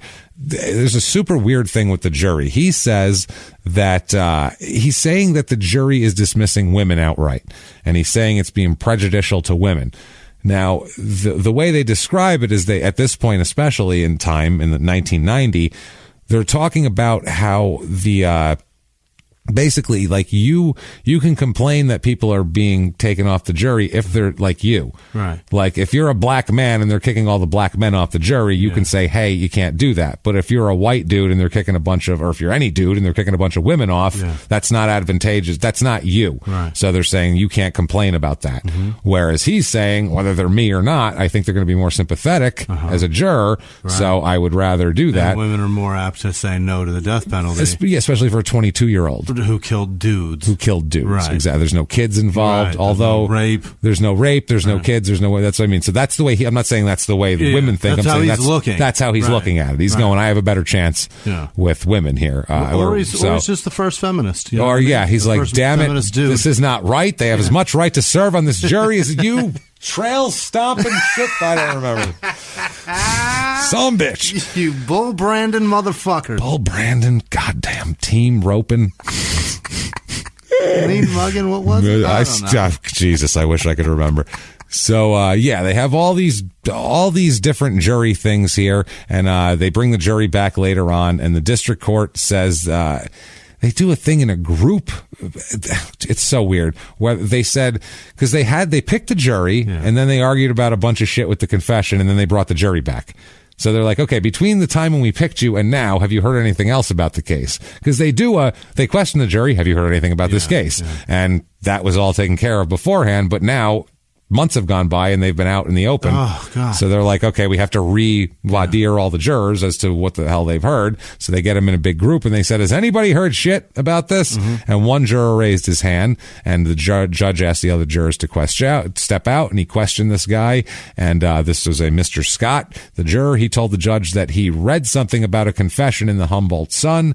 And so the judge excused this juror, and the defense renewed their change of venue motion. See, look what happened. One guy heard it. Holy shit. We need women. We need women. So they apparently, according to the defense, a female juror had asked a local attorney about the confession, and a male juror had asked his supervisor at work about the confession. So the judge calls this guy named Norman Sweeney, who is the supervisor at work of one of these jurors. So imagine you're nothing to do with anything. Yeah. You're just a supervisor at work. Yeah. And now you have to go to court to say, my employee said he heard something.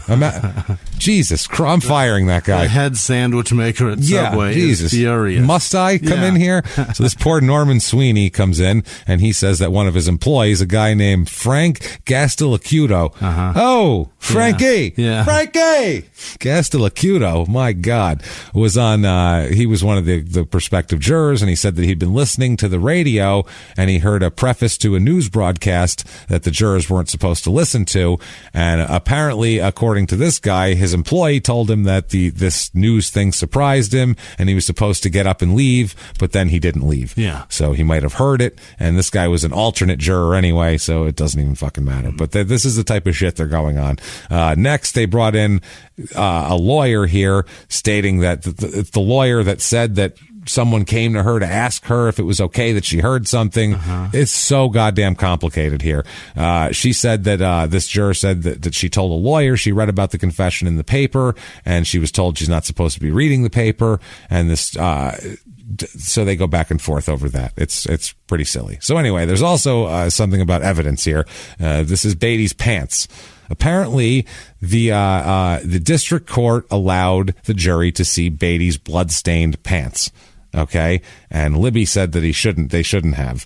The state wanted to show the jury that there was a belt loop on the pants that was torn, and that was because they say that Beatty wore his keys on his belt loop. Oh. They say he ripped his belt loop, and that's how he got his keys off of his belt loop. So that's what they're doing. That's the prosecution saying that's why we're not just showing them to say, look, there's blood on him. Right. We're showing them to say, look, he stole his belt loop and his keys and then drove his truck to Missouri. Right. It's part of the case here.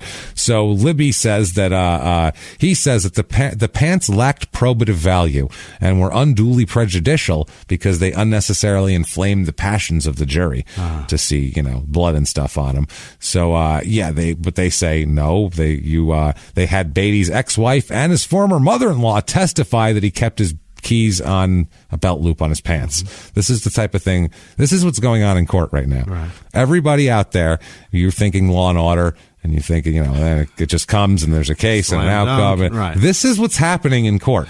This is what we're paying for, which is all shit we need to pay for. Yeah. But just know that this is what's going on in court. It's not all exciting. Right. Many, many men and women and people and children and elderly and everyone are gathering together, most of these people with very, very expensive educations, to argue about whether a minor kept his keys on his belt loop or not. That's what we're arguing about. So, yeah. And whether or not that should be admitted. And whether or not we should have that admitted in the case of this guy shooting him in his own living room. Right. Jesus Christ. So the court allowed the state to submit the pants on the condition that the jury would not take them back into the jury room. They're not allowed to play with because normally the jury can request evidence to look at. You're not allowed to get a closer look at these pants. Right. They're special pants. Nobody will be partying in these pants. Yeah. The only way they'd be shown was by the police officer, the main investigator, Agent Milby. He would show them from the witness box. Here are the pants, but you can't look at them. If they said, can you have a closer look? You'd say no. No. You'd be like, you'd be so interested in those pants as a juror. What's in those pants? What's the matter with those? Dude, those pants must be amazing. It's got to be the most amazing pants ever here. It got a secret. Yeah, they said the jury was allowed to see the pants from a distance, and that was fine here. So I love how these small town newspapers are amazing, but I love how in like big city newspapers, they're just blurbed something that happened in a small town. This is an article that's I think it's a Reno paper, and it's just got like a Winnemucca, and it's got stuff that happened there, and like all these small towns, it'll have the name of the town and then like two things that happened there. Okay, Winnemucca. Saturday, window service has been eliminated at the Winnemucca post office. Postmaster Tim Messmer cited a cutback in the number of employee hours as the reason for the decreased service. ... A closed mental competency hearing has been ordered by District Judge Jerry Sullivan for Roger Aaron Libby, charged with the September murders of James Robertson and Charles Beatty. A trial date has not been set. That's joke two? One paragraph. With just ... Jimmy, look, they didn't even start a new paragraph. No, it's didn't. In the same, it's just ... new fucking sentence. Also, Saturday post office and court shit. We don't care what happens in Winnemucca is what they said, basically. So at trial, lots of motions to suppress evidence of all kinds. Like they're really, really hitting the motions hard here. They made an oral motion to disqualify the judge before the trial started. Really? Which is hard to do. Yeah. Disqualified Judge Sullivan. And guess who it's up to, whether he's disqualified or not? His boss? Him. He's the fucking judge. So you're going to a judge going, you're biased. And he can go, actually, no, I'm not. carry on, because he's the judge. Next question. So whether it's true or not, don't fight the judge, basically, because you're going to be... That's up to him to be like, you know what, you got a point. Yeah, it's up to him in this case here. So this is crazy. So oral motion based on the following comments. I would consider the confession those comments that I said were important later. Now they're important. So this Libby here. Libby alleges that the judge's comments demonstrated bias toward the merits of his case, and in denying the motion, the judge stated that his statement was taken out of context and that he was not biased. That's the judge's idea. He goes, actually, I'm not biased. What you said was out of context. I know it because I said it. Now I get to decide it. Go fuck yourself. Imagine if you get to decide with whether what you said was taken out of context or not. And knowing you're literally the judge of that. Knowing you'd want to fucking be real careful with that accusation, because knowing whatever the outcome is of this challenge, he's your guy for the rest of this time. Yep, he's the one that's going to be allowing objections or motions or evidence suppressions. Yeah, whoops-a-daisy. Get him on your side, probably. That's not very strategic. It's pretty Jesus bad. Christ. It's ridiculous here. So the court, they suppressed the statements made. So anyway, they end up suppressing Libby's statements. They do that. The state kept appealing the decision on the statements until it was unappealable anymore. He also argues here, because in court, he says that admission of certain evidence was improper because it revealed characteristics of the victims. He's saying you don't want to tell people that they were human beings that had lives, because then people will feel bad for them and want to punish me, which is kind of what a murder trial is. It's kind of a lot of it. Yeah, they put a little bit of that in there. Right. It's kind of one of those things here. He contends that the prosecutor improperly referred to victim characteristics by mentioning Beatty's family and Robertson's helplessness because he wore a brace to walk and could not scream. Yeah. So he's saying, how dare you say it's just going to make them madder when you say I beat up a fucking guy who couldn't walk or scream and fucking cut his throat and shot him. You can't tell them that. That's kind of part of it. Yeah. That's like saying, don't tell them that the baby was only 2 when I bashed its head against a rock and killed it. That'll just make them mad. Let's have them think it's a 35-year-old man. Right. No, that's who you killed. Sorry. That's not even rubbing it in. No. You're just saying he killed this guy. Why does he look like that? Because he's got a brace on and a fucking deformed shoulder and he can't scream. That's why. Because he's had a problem. You just want us to come in and say he's accused of killing a guy? A guy. I mean... Just man. Just... A 24-year-old man was killed. And Casey Anthony killed a woman. You know what I mean? That's it. Killed a woman. It's crazy. What the fuck? Yeah, what simple. are we doing? So OJ was a bar fight. Right. That's all it was.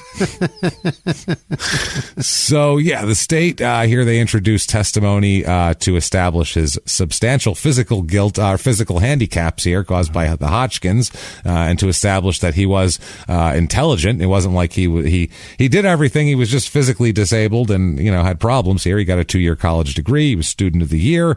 They had evidence and a photograph of Robertson at his graduation. They put him into evidence, and Libby doesn't object to that. Okay. Robertson's sister also testified that Robertson was elected student of the year by his fellow students prior to graduation. Right. He's like the inspirational guy that they all like and get behind him and shit like that. And this idiot kills him. A fucking idiot. This was also not objected to at all. Yeah. So that'll come up later. So the student of the year certificate, when they tried to introduce the actual certificate of student of the year, Libby objected on the grounds that it wasn't relevant.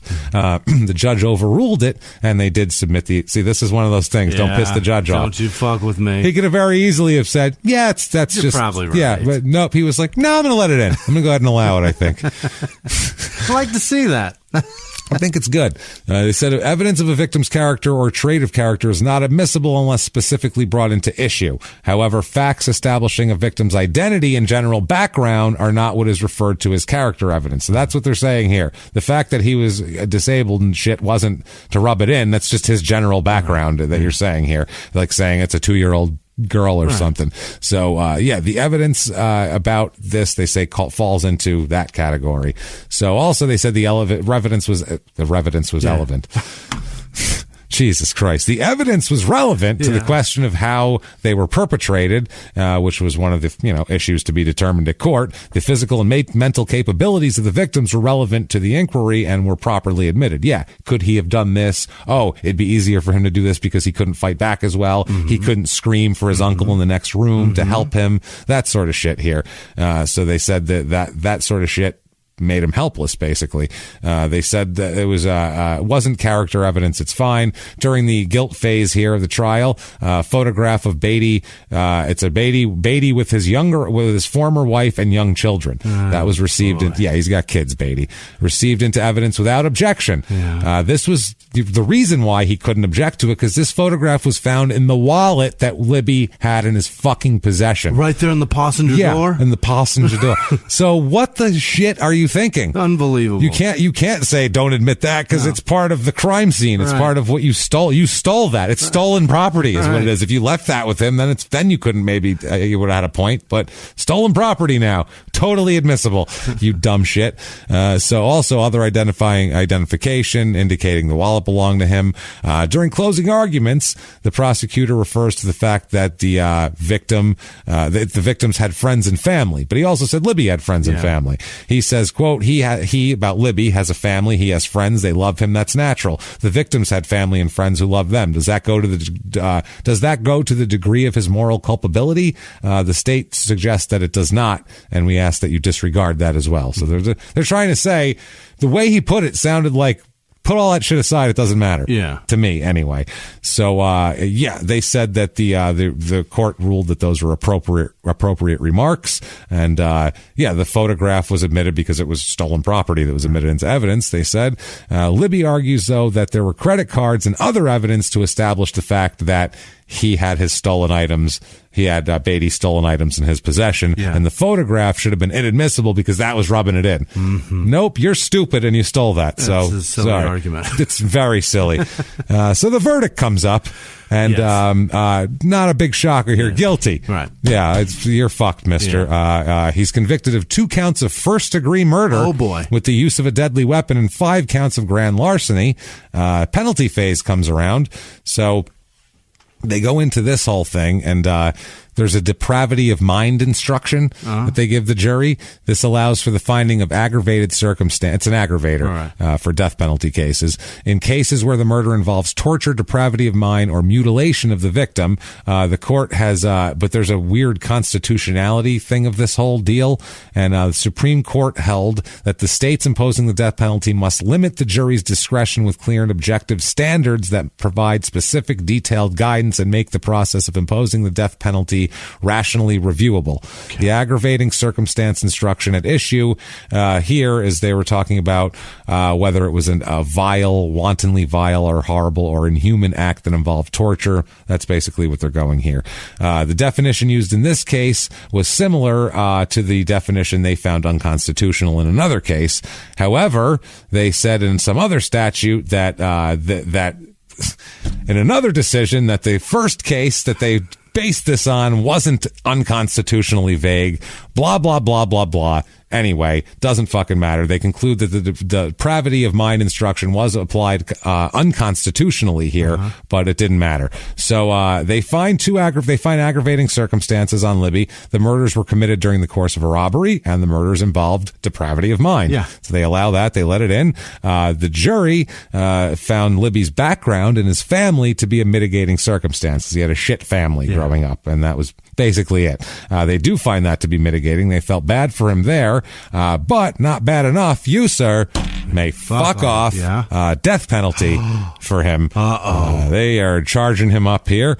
Also, for another count in the robberies and shit here, he's sentenced to 15 years on the charge of robbery and to serve 15 years for use of a deadly weapon. 15 years will run. These will also run consecutively together and on top of death. So that's death plus 30. And then on the other counts, they sentence him to serve 10 years on each count. That is 1, 2, 3, 4, 5 counts of grand larceny. Each 10-year sentence is to run consecutive to one another and to the other one. So that's 30 plus 50. That's death plus 80 years so far of consecutive sentences. And it's all going to run consecutive to the death penalty. And so that's brutal. That's 2 death penalties and 80 years. They got him good. I'd say that judge got him on every last thing he could. Maybe don't fuck with the judge. You want me out of here? We'll talk about who's getting out of here. Double death plus 80. Yeah. How's that sound? Consecutive. Enjoy, asshole. Yeah, that's not great for him. So he appeals this, obviously, here. They said they got rid of they did decide that the depravity of mind thing, the way they worded it, was unconstitutional in one appeal. So they get rid of that one. So now he has one aggravator left, which is still bad enough because it was in the commission of another crime, that he has to actually say that it wasn't in the commission of another crime. Now he has to go to it and go, look, the aggravating circumstance here is a little silly. Can we talk?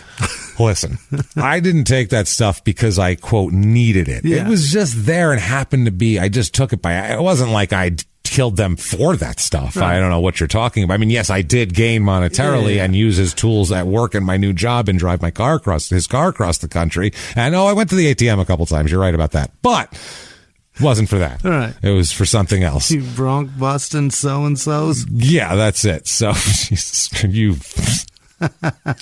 Christ, man. Bronc busting, sheep shearing. Yeah, sheep shearing, team wrangling. So they said that the murders were committed in an execution-like manner and were for monetary gain. Yeah. And they found that his only mitigating circumstance was the fact that he'd been neglected as a child or something like that, and that wasn't enough. And it could be, they said this circumstance could only be based on the support family members provided Libby at trial and the obvious concern they showed for him when he was testifying. The facts supporting the finding of mitigating circumstance have unequal persuasive impact when compared to those supporting the aggravating. They said just because his family was mean to him when he was a kid, they came to the trial and supported him. Yeah. So they're not that bad. And that doesn't outweigh the fact that he killed these people and robbed them and drove across the country like a fucking moron. He also claims cumulative error. Whole thing's fucked. You just fucked it all up. It's just, it's beyond reproach. It's beyond repair. So goddamn cumulative. Beyond repair. It's cumulative. It's built. It's built up and now it's boom, it's exploded like a volcano. Problem. Yeah, he said he didn't get a fair trial. It mandates reversal. It's the conviction cumulative effect of errors. It's just so many errors here. Here are his errors, and I'm not going to go through I'll go through the list and then say that he can go fuck himself. But here are the issues on appeal here. Whether the district court erred in excusing approximately 1/3 of the 150 juries summoned without notice or hearing to determine whether particular jurors should be excused. Whether the district court's ruling during voir dire resulted in the denial of Libby's right to a fair trial by an impartial jury. Whether the district court erred by failing to suppress evidence discovered in the search of the Blazer. Whether they erred by limiting funds available to the defense to transport witnesses to trial. So he was trying to get people flown in from Missouri. Good Lord. And they were like, you had all his shit. Yeah. You can't, what are you going to say? They're going to say you didn't have his shit? I don't know what they're going to tell us that we don't already know. Whether the district court erred by excluding the testimony of various character witnesses from the defense's presentation. He tried to have people come up and be like, he's a good guy. Right. They were like, no, he's not. They rejected his defense instructions proffered in the guilt phase. Prosecutor committed prejudicial misconduct, not even prejudicial prosecutorial misconduct during closing arguments at the guilt phase of the trial. Whew, wow. It's a lot. Whether venue is proper as change of venue thing, due process, whether the court erred by rejecting their instructions. He goes on and on and on and on. Doesn't fucking matter, basically. The main thing is the jurors here. They do say he kind of has a point about the jurors, except the fact that the state's use of 7 out of 9 preemptory strikes were against female jurors. They said that wasn't discrimination, though, basically. That they said it's weird. They said it's the jurors themselves might have a case. If the jurors themselves wanted to be pissed off, they might be able to say that they're being treated unfairly, but not the defendant, because those aren't him, basically. Right. Like I said, those don't fit his description. So it's really weird. It's because these women here, they were asked if they had the, quote, intestinal fortitude. What is that? What are they, Gorilla Monsoon? Hulk Hogan's got the intestinal fortitude to slam King Kong Bundy, I swear. What the fuck are they talking about? Will you shit your pants at all? Yeah. Intestinal fortitude. Or internal makeup to impose the death penalty. Okay. So he's like, you tough enough to impose the death penalty? He's like challenging people like that.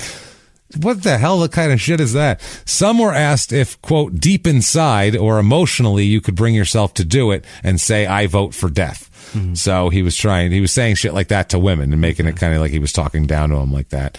So they concluded that a reasonable inference from the tenor of these questions is that the prosecutor appeared to accept the premise that women are somehow less qualified jurors in capital cases, which it kind of does. I guess they said, ironically, almost every woman thoroughly questioned and excused by the state claimed she could follow the state's instructions and impose the death penalty. Really? They were even like, yeah, I'll fucking fry him. I don't care. And he was like, yeah, I don't think so. I don't think so, sweetheart. I don't know. I think he did one of those. They said, by comparison, those men who stated they too could impose the death penalty did not receive the same type of extensive questioning. For example, the closest the state came to asking an impaneled male juror about his ability to return a verdict was this. He says, my question to you, should you as a juror get to the point where you in your own mind feel that the law has been satisfied and you believe the death penalty could be imposed, the question I have to you is, would you do it? And he said yes. And they were like, okay, you're good. So that's what they're saying here. So that's how that works out. And they say, yeah, that doesn't mean you didn't kill that guy. Go fuck yourself. The court, though, they decide it's a 3-1 decision in this appeals court to uphold it. And the dissenter, he dissented in 2 different cases based on the same thing. They said that he says that the conviction should be upheld, but not the death sentences, because Nevada's capital punishment law is so vague that no one really understands what it means. Oh, okay. So he just has a fundamental... He was that judge. Yeah, he's the appeals judge that does that. Now, 2008, he has appeals in 99, or in 99, in 2000, in 93, in 2006, in 2010. He's got tons of, because he's death penalty, so he gets every appeal possible. Keep going. 2008, he sues prisoners, including him, sue the state of Nevada for poor medical care. He is named as one of the plaintiffs, Roger Libby. At this point, he's 42 years old. In his lawsuit, he says he is angry because he continually has been requesting surgery to repair a softball-sized hernia. Oh, my and has been denied. God. Holy Where is that? Shit. I don't know, but that sounds horrible. Holy shit. A softball? What the? Does he know how big that is? Fuck, I've never even heard of a softball-sized hernia before. That's big. I've heard of a golf ball-sized hernia, not I've a softball-sized hernia. Oh, boy. Holy balls. I've seen doubles and on my grandfather. I think I've said that. It is horrific looking, but... Softball? They were not that big. That's huge. Jesus Christ. Okay, first of all, he's kind of a dick, so it's, but kind of funny. at the same time, you can't have people walking around with softball-sized hernias. Fix that shit. I don't care what he's done to anybody. That's not good. That has to hurt. I would imagine so. Oh, boy. Also, too, if it ruptures, it's going to be even worse. Oh, it's going to be real bad. That's going to be a more expensive surgery, Ooh. so let's take care of it now. Can we Nevada? fix them, please? So, 2009... He's watching 60 Minutes, Libby is, with his big fucking hernia. Yeah. He's stroking his hernia like a villain strokes a cat's head. He has named it. Yeah, he's just stroking its head. And he's watching 60 Minutes, and there's a story on 60 Minutes about faulty lab work. Yeah. Where he goes, this has something to do with me. And he files an appeal after watching 60 Minutes, okay? He says his conviction was exclusively based on circumstantial forensic evidence provided by the FBI's crime lab through an expert on comparative bullet lead analysis, which compared the chemical composition of lead in various recovered bullets, saying the gun, matches the bullets together. Now, his lawsuit says that it's a bunch of other people here also say, while acting under the color of state law, conspired to have the fact denied that Mr. Libby denied Mr. Libby his right to due process under the 14th Amendment by allowing false evidence to go uncorrected based on knowledge that such evidence is false. Now he's claiming a 14th Amendment thing here. He's saying it's also a violation of the 8th Amendment for cruel and unusual punishment. I guess this was FBI Laboratory Director Dwight Adams said the decision to discontinued this lab, basically. And he said it was based primarily on the inability of scientists or manufacturers to definitively evaluate the significance of an association between bullets made in the count of a bullet lead examination. So basically, he said that kind of comparative analysis, the kind that happened in this case, isn't really that reliable, and we shouldn't have a whole department based on something that isn't really that. He's calling it junk science. science. Yeah, isn't really that good. We can't really line it up correctly, so we shouldn't have it. So the Washington Post and 60 Minutes, they both did things on this. They did an investigation into comparative bullet lead analysis and the promotion of it by the FBI laboratory, and they aired something in 2007 based on that. And Dwight Adams, who was the director of the FBI laboratory, conceded that a comparative bullet lead analysis was scientifically unsupported and led to misleading to the point of false testimony. Okay. So not good. Now he files this motion, this big deal. He's saying his conviction's based on false testimony. And, he's going on this, and they're going, God, there's so much more. Yeah. There's just so much more with you. Too little. Yeah. They said that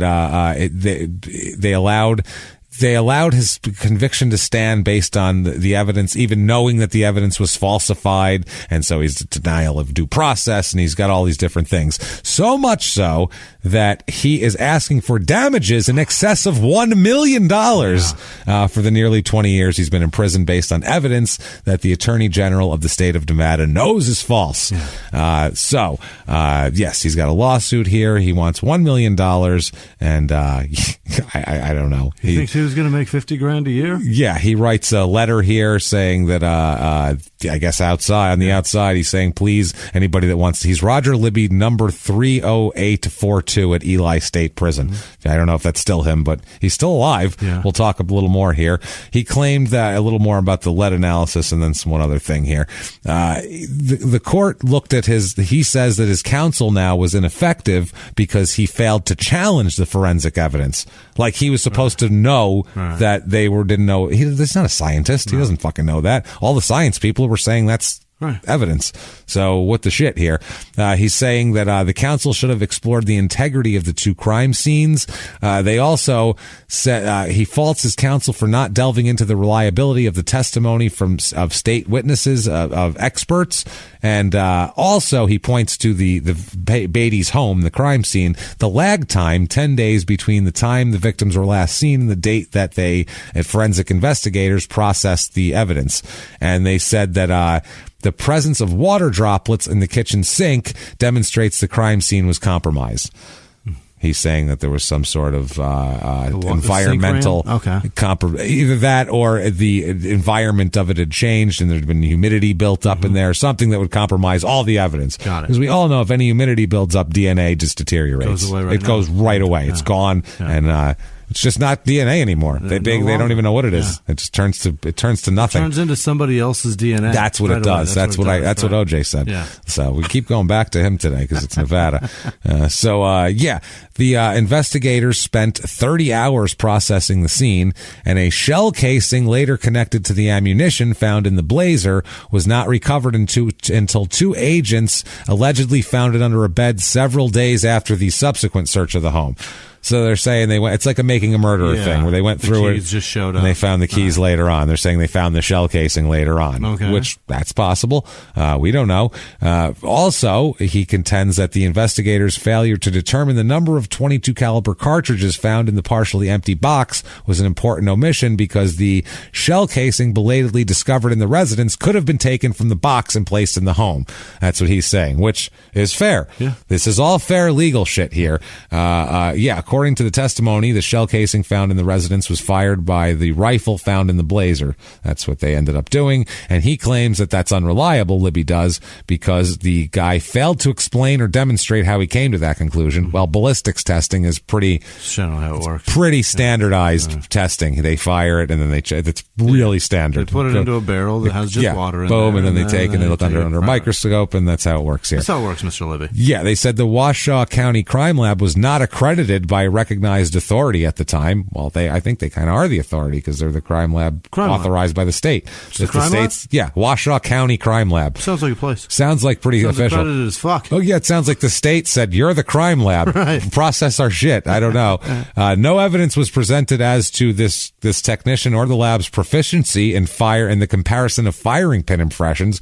So they're saying that they needed evidence. They needed like people to come and say that they were good at ballistic comparison when it's like they're authorized by the state to do it. That's how that goes. And no evidence establishing that the guy performing the test was certified by any recognized authority. One of the forensic investigators who processed the evidence, he was qualified as a fingerprint expert at Libby's trial. He just knows all about fingers. Yeah. Libby alleges that he misrepresented his academic credentials during the testimony by stating that he'd received a Bachelor of Science degree from California State University at Los Angeles, and according to a transcript, he says that he did not complete the degree. So he says that he did at one point and then says he didn't. So they're saying obviously everything else is a lie. Everything else is a lie. Also, they said that somebody conducted a compositional analysis of the lead and the fragments. And that's what we talked about. That's the FBI lab shit that they're saying is inadequate. You can get rid of all of that stuff from that one lab that they said was on 60 Minutes and talked about and shit. The shell casing, the defense counsel highlighted its belated discovery for the jury during closing argument. They're saying at one point, he said it was, quote, interesting that the casing was not found until long after the initial inspection of the scene. And yet at another point, he said it was remarkable that the forensic specialists were looking for hairs and did not notice a shell casing. So the defense lawyer made good cases at closing for it, is what they're saying. So if the jury wanted to consider that, they had that information. This is not new information. He came with this appeal based on new information, and they're saying no. You're saying this is the same stuff. Same stuff. You're just trying to look at it different. Yeah, plus and that one lab. Is like he's looking for hairs. He's not looking for bullets. Yeah, that's crazy. I mean, it happens, and that is something they should look into. Sure. But it's also it was presented, so who knows here? They said that there's a reasonable likelihood that even if he would have been even if basically all that FBI shit got tossed out, he would still been convicted, is what they're saying here. So he says that they go back and forth about this shell casing for a long time, and they said they're all about marks and pin marks and firing. Are you qualified to mark a firing pin? I have like all this dialogue of people going back and forth about their. Did you have the wallet in the passenger door, sir? In the passenger door. Was it there? Did you? Jesus. He said, he said it's very simple to make a photograph with a comparison microscope, just like you had on the fingerprints, one cartridge against another, and the defense says that they disregarded things there. He said, you were told that every time metal touches metal, there will be an imprint, but we haven't had any discussion of the extractor marks or the ejector marks, and they go back and forth and back and forth. Also, Renee Montgomery. Libby alleges that the counsel was ineffective for failing to investigate or challenge her credibility. Okay. The one who just wanted to rent the apartment. Yeah. She had no horse in this race. Nothing. Just wanted to rent an apartment. Yeah. She said she testified to the state about her involvement with Libby and going with him to the house near the time of the murders, as we talked about. And they're saying, Libby says he has written statements of 6 people who were acquainted or had contact with her, and with varying degrees of specificity, the statements indicate that Montgomery was a routine drug user and was suspected of various acts of dishonesty, including theft. Oh. So he's saying she could have stole all the shit and then put it in my car in Missouri. Right. In the guy's car that I drove. She stole me and put me in that car. And then said, here's keys. And then I walked up to a car to get in it, and I didn't know whose car it was, but I was told it was mine. She's a drug doing, car stealing, man murdering son of a bitch. Yeah. Goes in there. She wanted that apartment so bad, she was willing to murder for it. That's how. Never mind Manhattan real estate or like Beverly Hills. This is cutthroat, literally. The Winnemucca apartment market. Don't fuck with it, man. Lock your doors. Jesus. He claims that a comparison of her statements to police and grand jury testimony and her trial testimony yields several inconsistencies, that the counsel failed to impeach her testimony, and all that kind of shit. So, God, there's so many other claims of ineffective assistance of counsel. There's one where he gets 2 jurors up there. Oh, my God. Or not jurors. There's these people that he wants to have as witnesses, and there's a guy who said that he thought Libby was under the influence of drugs at the time of a car accident that he was in, and then another guy. and he wants that to be excluded. But the guy at the same time, this is the same guy who says that he heard that Renee Montgomery was intoxicated at the time of her testimony during the trial. Oh boy. So he's trying to get this guy's all his bad stuff about Renee Montgomery admitted, but the bad stuff about him excluded. This is too much. They're like, you know what? Go fuck yourself. Yeah. Get out of here. Fuck off. He's sent to prison. He's done. Okay. He's in the Eli, whatever the hell prison up there, rotting away, waiting to be put to death. And, no luck on any of his appeals ever. No. He has no luck on these appeals. Well, he has no appeal on his appeals. No. I mean, the 60 Minutes thing, that made sense if that was the only thing convicting him. Right. That would have been like, oh, wow. But there's a lot. You're in possession of dead men's stuff. Imperative things to their life, you know? His wallet, his ATM card, these are things that guys don't just give you. No. And you have no explanation for them? You know what I'm going to do? I decided that my nephew's here. He's kind of annoying me. I'm going to shoot him in the head and cut his throat, bury him, or just toss him by a ravine. I'm going to then shoot myself in the back of the head. It's going to be difficult, but then I'm going to dive into a dumpster as I do it. And then when I do that... I don't want to waste all this stuff that I own. Please take all my stuff to Missouri. Who can I beg you. Give it? My landlord. That's who should have it. Jesus Christ, take my tools, please. The thoughts. Just drive my car. Who cares? The theory. All the way there. So bananas. Winnemucca, Nevada, everybody. Ooh. Holy shit. So avoid Winnemucca, Nevada, is what we're telling you here. Winnemucca, Nevada, and that is Beatty and poor Robertson. I feel bad for Robertson. That's that guy I feel the most bad for. Oh, he was student of the year, James. Student of the year. He didn't know what to do with himself, so he's like, I don't know, I guess I'll go stay with my cool uncle. Yeah. He's 28, I'll go stay with him, and he's got a cool mining job, and I'm going to... In a town that sounds rad. Swinging Winnemucca. Yeah. Johnny Cash is talking about it. It's going to be bumping around there. Jazzy sounding shit. So he limps on into town and is promptly murdered for his efforts. God damn it. What a sad state of affairs, man. What the shit. So, yeah, that is Winnemucca. By the way, next week we're going to be, the only hint I said I'll give you is Pennsylvania. Yeah. It's Pennsylvania, and it's a crazy-ass case, and it's not a famous case, so I don't know why I'm telling you a hint, like you're going to guess it, but it's a good, crazy fucking case. You podcast, reviewing, listening, show going to, ticket purchasing, sons of great Americans. Bronc roping. Great humans. They're not just Americans. I do want to say this, though, for some of you, because a couple of you got on our nerves last week about the Jeff Dunham thing. I'm not going to fucking lie about that. It's true. Guess what? Yeah. We don't care. We don't know if or care if Jeff Dunham's a racist. Right. I don't care if he's a racist or not. I don't even think he's a racist. That's the thing. Yeah. I do think he says racist shit through a puppet, which doesn't make him a racist. It makes him a cynical, lazy comedian. And a ballless pussy. Yeah, say it if you're going to say it. It makes say what you mean. It makes him a cynical, shitty comedian because he's basically saying, I'll say shit I don't believe that I know is dumb to dumber people to try to get them to fucking laugh at it, and I'll not be.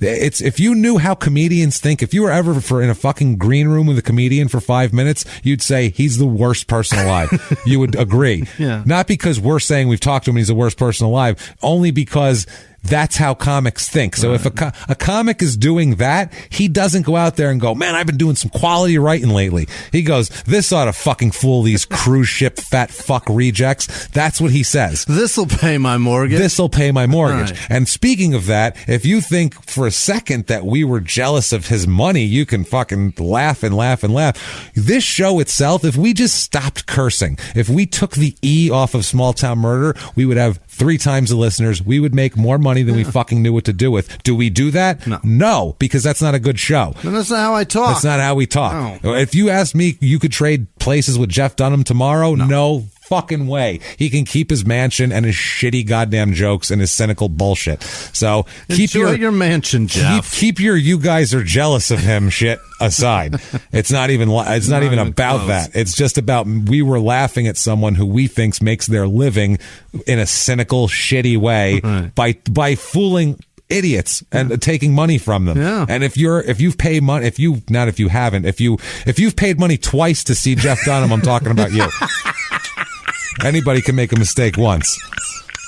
but twice, go fuck yourself. That is the funniest shit I've ever heard. If you paid money twice to see Jeff Dunham, this is for you. This is for you. Ticket buying, hack joke listening to. Yeah, it's fine. It's not your fault. No. You're allowed to like whatever you want, and you're allowed to listen to it. But as a comedian, we're not going to let people get away with that shit. No, we can't. We just can't, because if we did, then everybody would, and everybody would be a hack. Right. That's the thing. That's what keeps half the comics honest, is the fact that they don't want other comics calling them hacks. Right. Not that Jeff Dunham cares what we fucking say about him, but that's how the culture builds, though. Right. If you avoid hackery so your peers don't mock you, and that's how it works. It's comics that we respect, and people that, I don't know if anybody respects me. I don't respect me. But if you do respect you don't care me, about us, then fucking don't be a hack. Yeah. That's all. Don't be, exactly. Right. Don't. What do you think George Carlin would have said about Jeff Dunham? Right. Just, that's all I have to say about it. Grown man with a fucking puppet, huh? I think he would have said, "Why does the puppet look like me, motherfucker?" Yeah, that's a good point. Does a puppet look like me with a turban? Don't make me say racist shit, you cocksucker, bastard. I'll say racist shit if I want to. I have the balls to. Yeah. Shit I want to say. That's exactly right. So. Anyway, we just wanted to clarify that, because we don't want anybody actually thinking that we were like of the jealous type, because we are so not like. We make a living, whatever living it is, it doesn't matter. I don't work in a cubicle to be able to make jokes on a podcast. My life is fantastic. I couldn't be jealous of anybody. I wouldn't trade places with anybody right now in the fucking world. I really wouldn't. The way you want to do it. Yeah, well, it's amazing. Never. How many people get to do exactly what they feel like doing for a living? Exactly what they feel. Not even adjusting at all, Frank. No. Nobody. We get to do that. Yeah. So we're excited about that shit. It's unbelievable. But that said, everybody who is awesome to us, thank you guys. And please, if you have not yet, get on iTunes, give us a review there, or Apple Podcasts, the purple icon, or wherever you listen to podcasts, but mainly the purple icon, because they're crazy with their charts and how they work. So bizarre. Doesn't matter what you say. Tell us you're following instructions, following directions, or whatever, because it's not really about our egos. We'll say that right now. That said, though, do that. Go to shutupandgivememurder.com. Do it. You need to go there. Check out everything. Tons of good merchandise. Also, tickets to live shows, like we said before. This week or next week coming up. Omaha sold out. Yep. Minneapolis is damn near sold out. A few tickets left. We can get that. I think there was like 50 tickets left in a huge theater. So get those tickets right now. Not a lot left there. And then we have LA and San Diego in September, which those are going fast too. All of our tickets at this point are going pretty quickly. The shows are a ghost town pretty quick. We're not going to have any shows we don't think that don't sell out. Right. So try not to do like day of the show. We want to go. Try to get your tickets now. Right. Places like Milwaukee sold out, and then they added 30. They were holding 30 extra seats, so they added an extra 30 seats. So if you were in Milwaukee and disappointed, you saw they sold out. There's 30 seats. I don't know how many now. Right. Probably less now. Also, I'll tell you, that's the only one that did it. There are no other. Yeah. The tickets that are available. Tickets that are available. So and we don't want people to have to go to StubHub and get robbed or any of that bullshit. Worst. So do all of that. Check out the tickets and all that stuff. Go to PayPal, like we said, patreon.com. See you at shows. See you at shows. Do that. And if you want to follow us on social media, we are at Murder Small on Twitter, at Small Town Pod on Facebook, and at Small Town Murder on Instagram. Patreon.com/crime and sports is where you can give us any amount of money, and we're goddamn thrilled about it because, like we said, we get to do what we love to do. You guys are heroes. And you guys make that for us. Right. You guys allow us to do what we want to do for a living. And you support it. So thank you guys so much for that. PayPal also. Crime and Sports. Crime and Sports. There you go. Crime and Sports at gmail.com. With that said, Jimmy, good Lord, you know what I need? It's been a rough week, as you know. Yeah. I need the support. I need to hear the names of the best people in the world wash over me like a sunny day. Hit me with it, Jimmy. This week's executive producers are Jordan Bennett, Shannon Russell, and Nilu Rafsanjani up there in San Francisco. Thank you guys so much. Guys, appreciate it. And then the other producers this week are Thomas Smith, Hannah Weber, Deanna Grimes, that's Deanna. Debbie Lemming, Thomas Gajowski, Christiane Goudreau, Tristan Natalie, Benjamin Anderson, Tyler Gwill, Don Dickman. I think it's Don Dickman. I think that's right. John Knickerbocker, Steve Schnell in Philly. Thank you, Steve. Thanks, Devin Resnikoff, Neil Campbell, Iris Martinez, James Martyr, Elizabeth Wismarth. I think that's Wilmarth. Yes. No. I'm sorry, Elizabeth. Christina Spalding, Nicole Farach, Larry Butterfass, Tyler Sheets, Shane Brown, Milagros Gonzalez. That's the name of a tequila. That's a great tequila. Kelsey Robbins, Bill Siznicki, Emily Warwick. Yes. Aaron Ishiak. Damn it. That one every time trips me. Callie Shinkunis, Lindy Cash. You hit that one perfect. I know it because I've said it a million times. She's awesome. I think it's Lash. It might be Cash. Damn it, I don't know. Bug, B-U-G. With dots in between, so it's like an abbreviation. Thanks, Bug. Thank you. Jeremy Phillips, James Feeder, Ksenia Komarovsky. No, it's not. Komarnidich. It's not right. Chelsea Haley, Stephen Root, Ashley Vio, Kimberly Hobby, Krista Walker, Brendan Abels, Micah Body, Leroy Walker, Michelle Terry, B. Hessling, Jude Kendall, Reagan Shalkley. Thank you, Reagan. Justin Miller again. Thanks, Justin. Joseph Blinas. I think I've said it before that it's too close to penis. Whatever. Kelly Thrisk, KP, Lorraine Armstrong, Martina Liluwanga, Amy Spicer, Gary Howard, Jennifer Britzman, Jesse Hartman, Raymond Cusker, Christopher Hughes, Christopher Hart, Robert Sukach, Adam Udani, Jason Fuller. Jay, thanks, buddy. Jay, thanks. Sorry buddy. we missed you, man. Yeah, it was a mess. We really appreciate you. Could have used the Cleveland bar that night. Truly. Shannon Smith, Julie Crowley, and Julia Crowley, and she had another last name that I didn't write down because I'm an asshole. Nikki's Shirts and Shit, Lauren Demarath, Liz Vasquez, Sally Morris, Sophia Gamble, Natalie Elrod, Gemma Stedrack Booth, Nadine Carter, Jordan Green, Ashley Gale, Brendan Ravel, Yasmin Chaudhry, Raquel Carvlin, Genevieve Bell, Jeffrey Davis, Zach Knuckles, Katie Kimbrell, Ola Gardner Lang. Okay. Gardner Lang. That's what it is. St. McNimrod. I know that's a Dan Cummins reference. I don't know what it means. Sure. Jefferson Steelflex. It's a kick-ass last name, or a invented garden hose. Either way. Some schmuck, Michael Joseph Santoro, Phil Luke, Sarah Pethick, Jessica Wilson, Megan Ratcliffe, Ann Snow, Allie Fawcett, Annemie Hansen, Connor Owens, Erica Tiro. That's not a D. That's Tiro. That's gotta be. That other way would be terrible.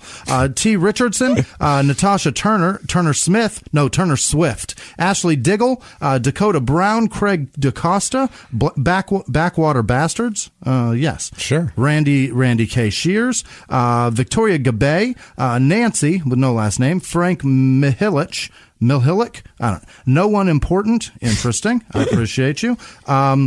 Kelly Cohen, Barbara Mosquita. That looks like mosquito. Mosquita. Michael Cannon III, Brad Melhus, Hilma. No last name. Or that is the last name. Ashley Nelson, Olivia Descoto. Yes. Hey. Emily Lancaster, Sheena with no last name. Delinda Andrews, Andrews Lewinge. Delinda Andrews Lewinge, that's what it is. M. Turner, nice. Eileen Walters, Jaslyn Mitchell, Dylan Irish, Chloe Swain. Sorry, Chloe. God damn it, you're not Cole. Brett Killian, Ryan McCain, Sherry Sullivan, Ashlyn Wolf, Maggie Keyshaw. Fuck, is that an N or a W? Okay. Kimberly Fennell, Heather, I did the first page so much better than this. Yeah. I'm really fucking dragging it on home. Here. Heather Raphael.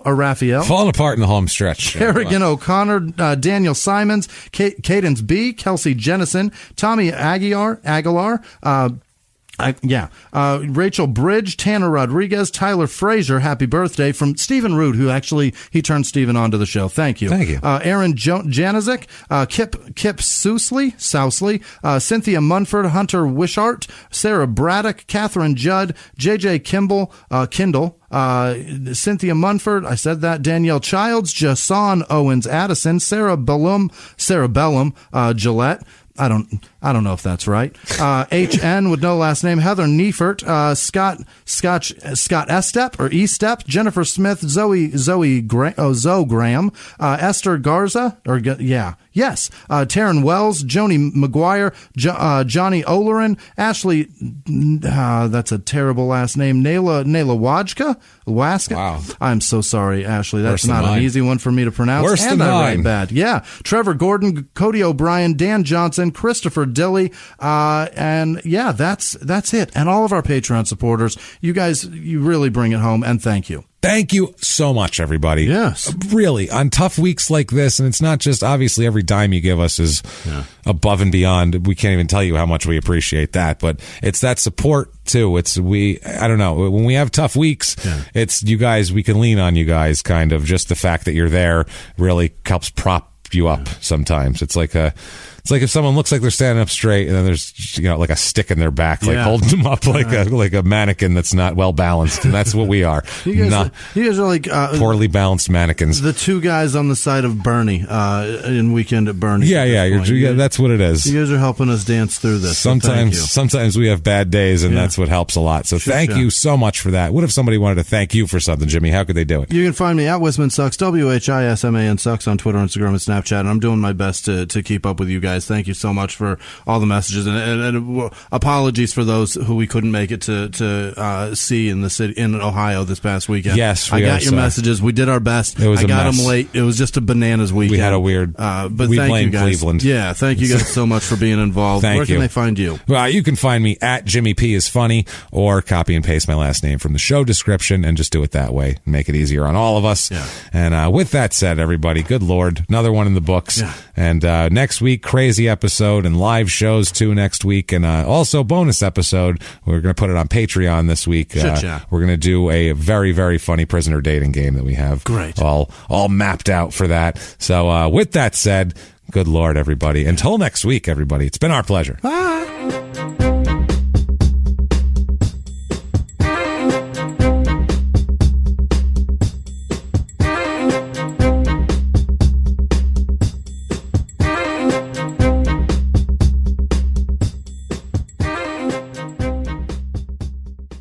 Whatever struggles you're facing, from depression and anxiety to trauma and grief, BetterHelp can connect you with a professional counselor in a safe and private online environment. It's so convenient you can schedule secure video or phone sessions, as well as chat and text with your therapist. And anything you share is completely confidential. Best of all, it's a truly affordable option. Small Town Murder listeners even get 10% off your first month with the discount code SmallTownMurder. So why not get started? Simply go to BetterHelp.com/SmallTownMurder and fill out a questionnaire to get matched with a counselor that you'll love today.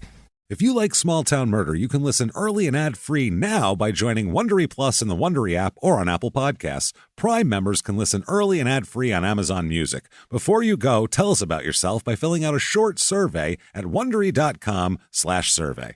In the 1980s, a rosé swept the country. Hey, Mike, I really like this White Zinfandel. Well, good. Now put it down. I'm going to try another one. White Zin became America's top-selling wine. But most don't know that this sweet drink has a sour history. What began in 1986 with counterfeit bottles, a big fraud, a multi-million-dollar fraud, sent investigators chasing one of the most powerful families in the business, the Licciardis. But the closer the feds got to them, the more dangerous things became. It's a story of deceit. At the time, I was paranoid. Threats. You touch my kids, I will kill you. And murder. With a .22 caliber bullet to the head.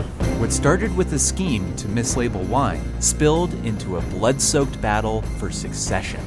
Welcome to Bloodvines. You can binge listen to Bloodvines exclusively and ad-free on Wondery Plus. Join Wondery Plus in the Wondery app, Apple Podcasts, or Spotify.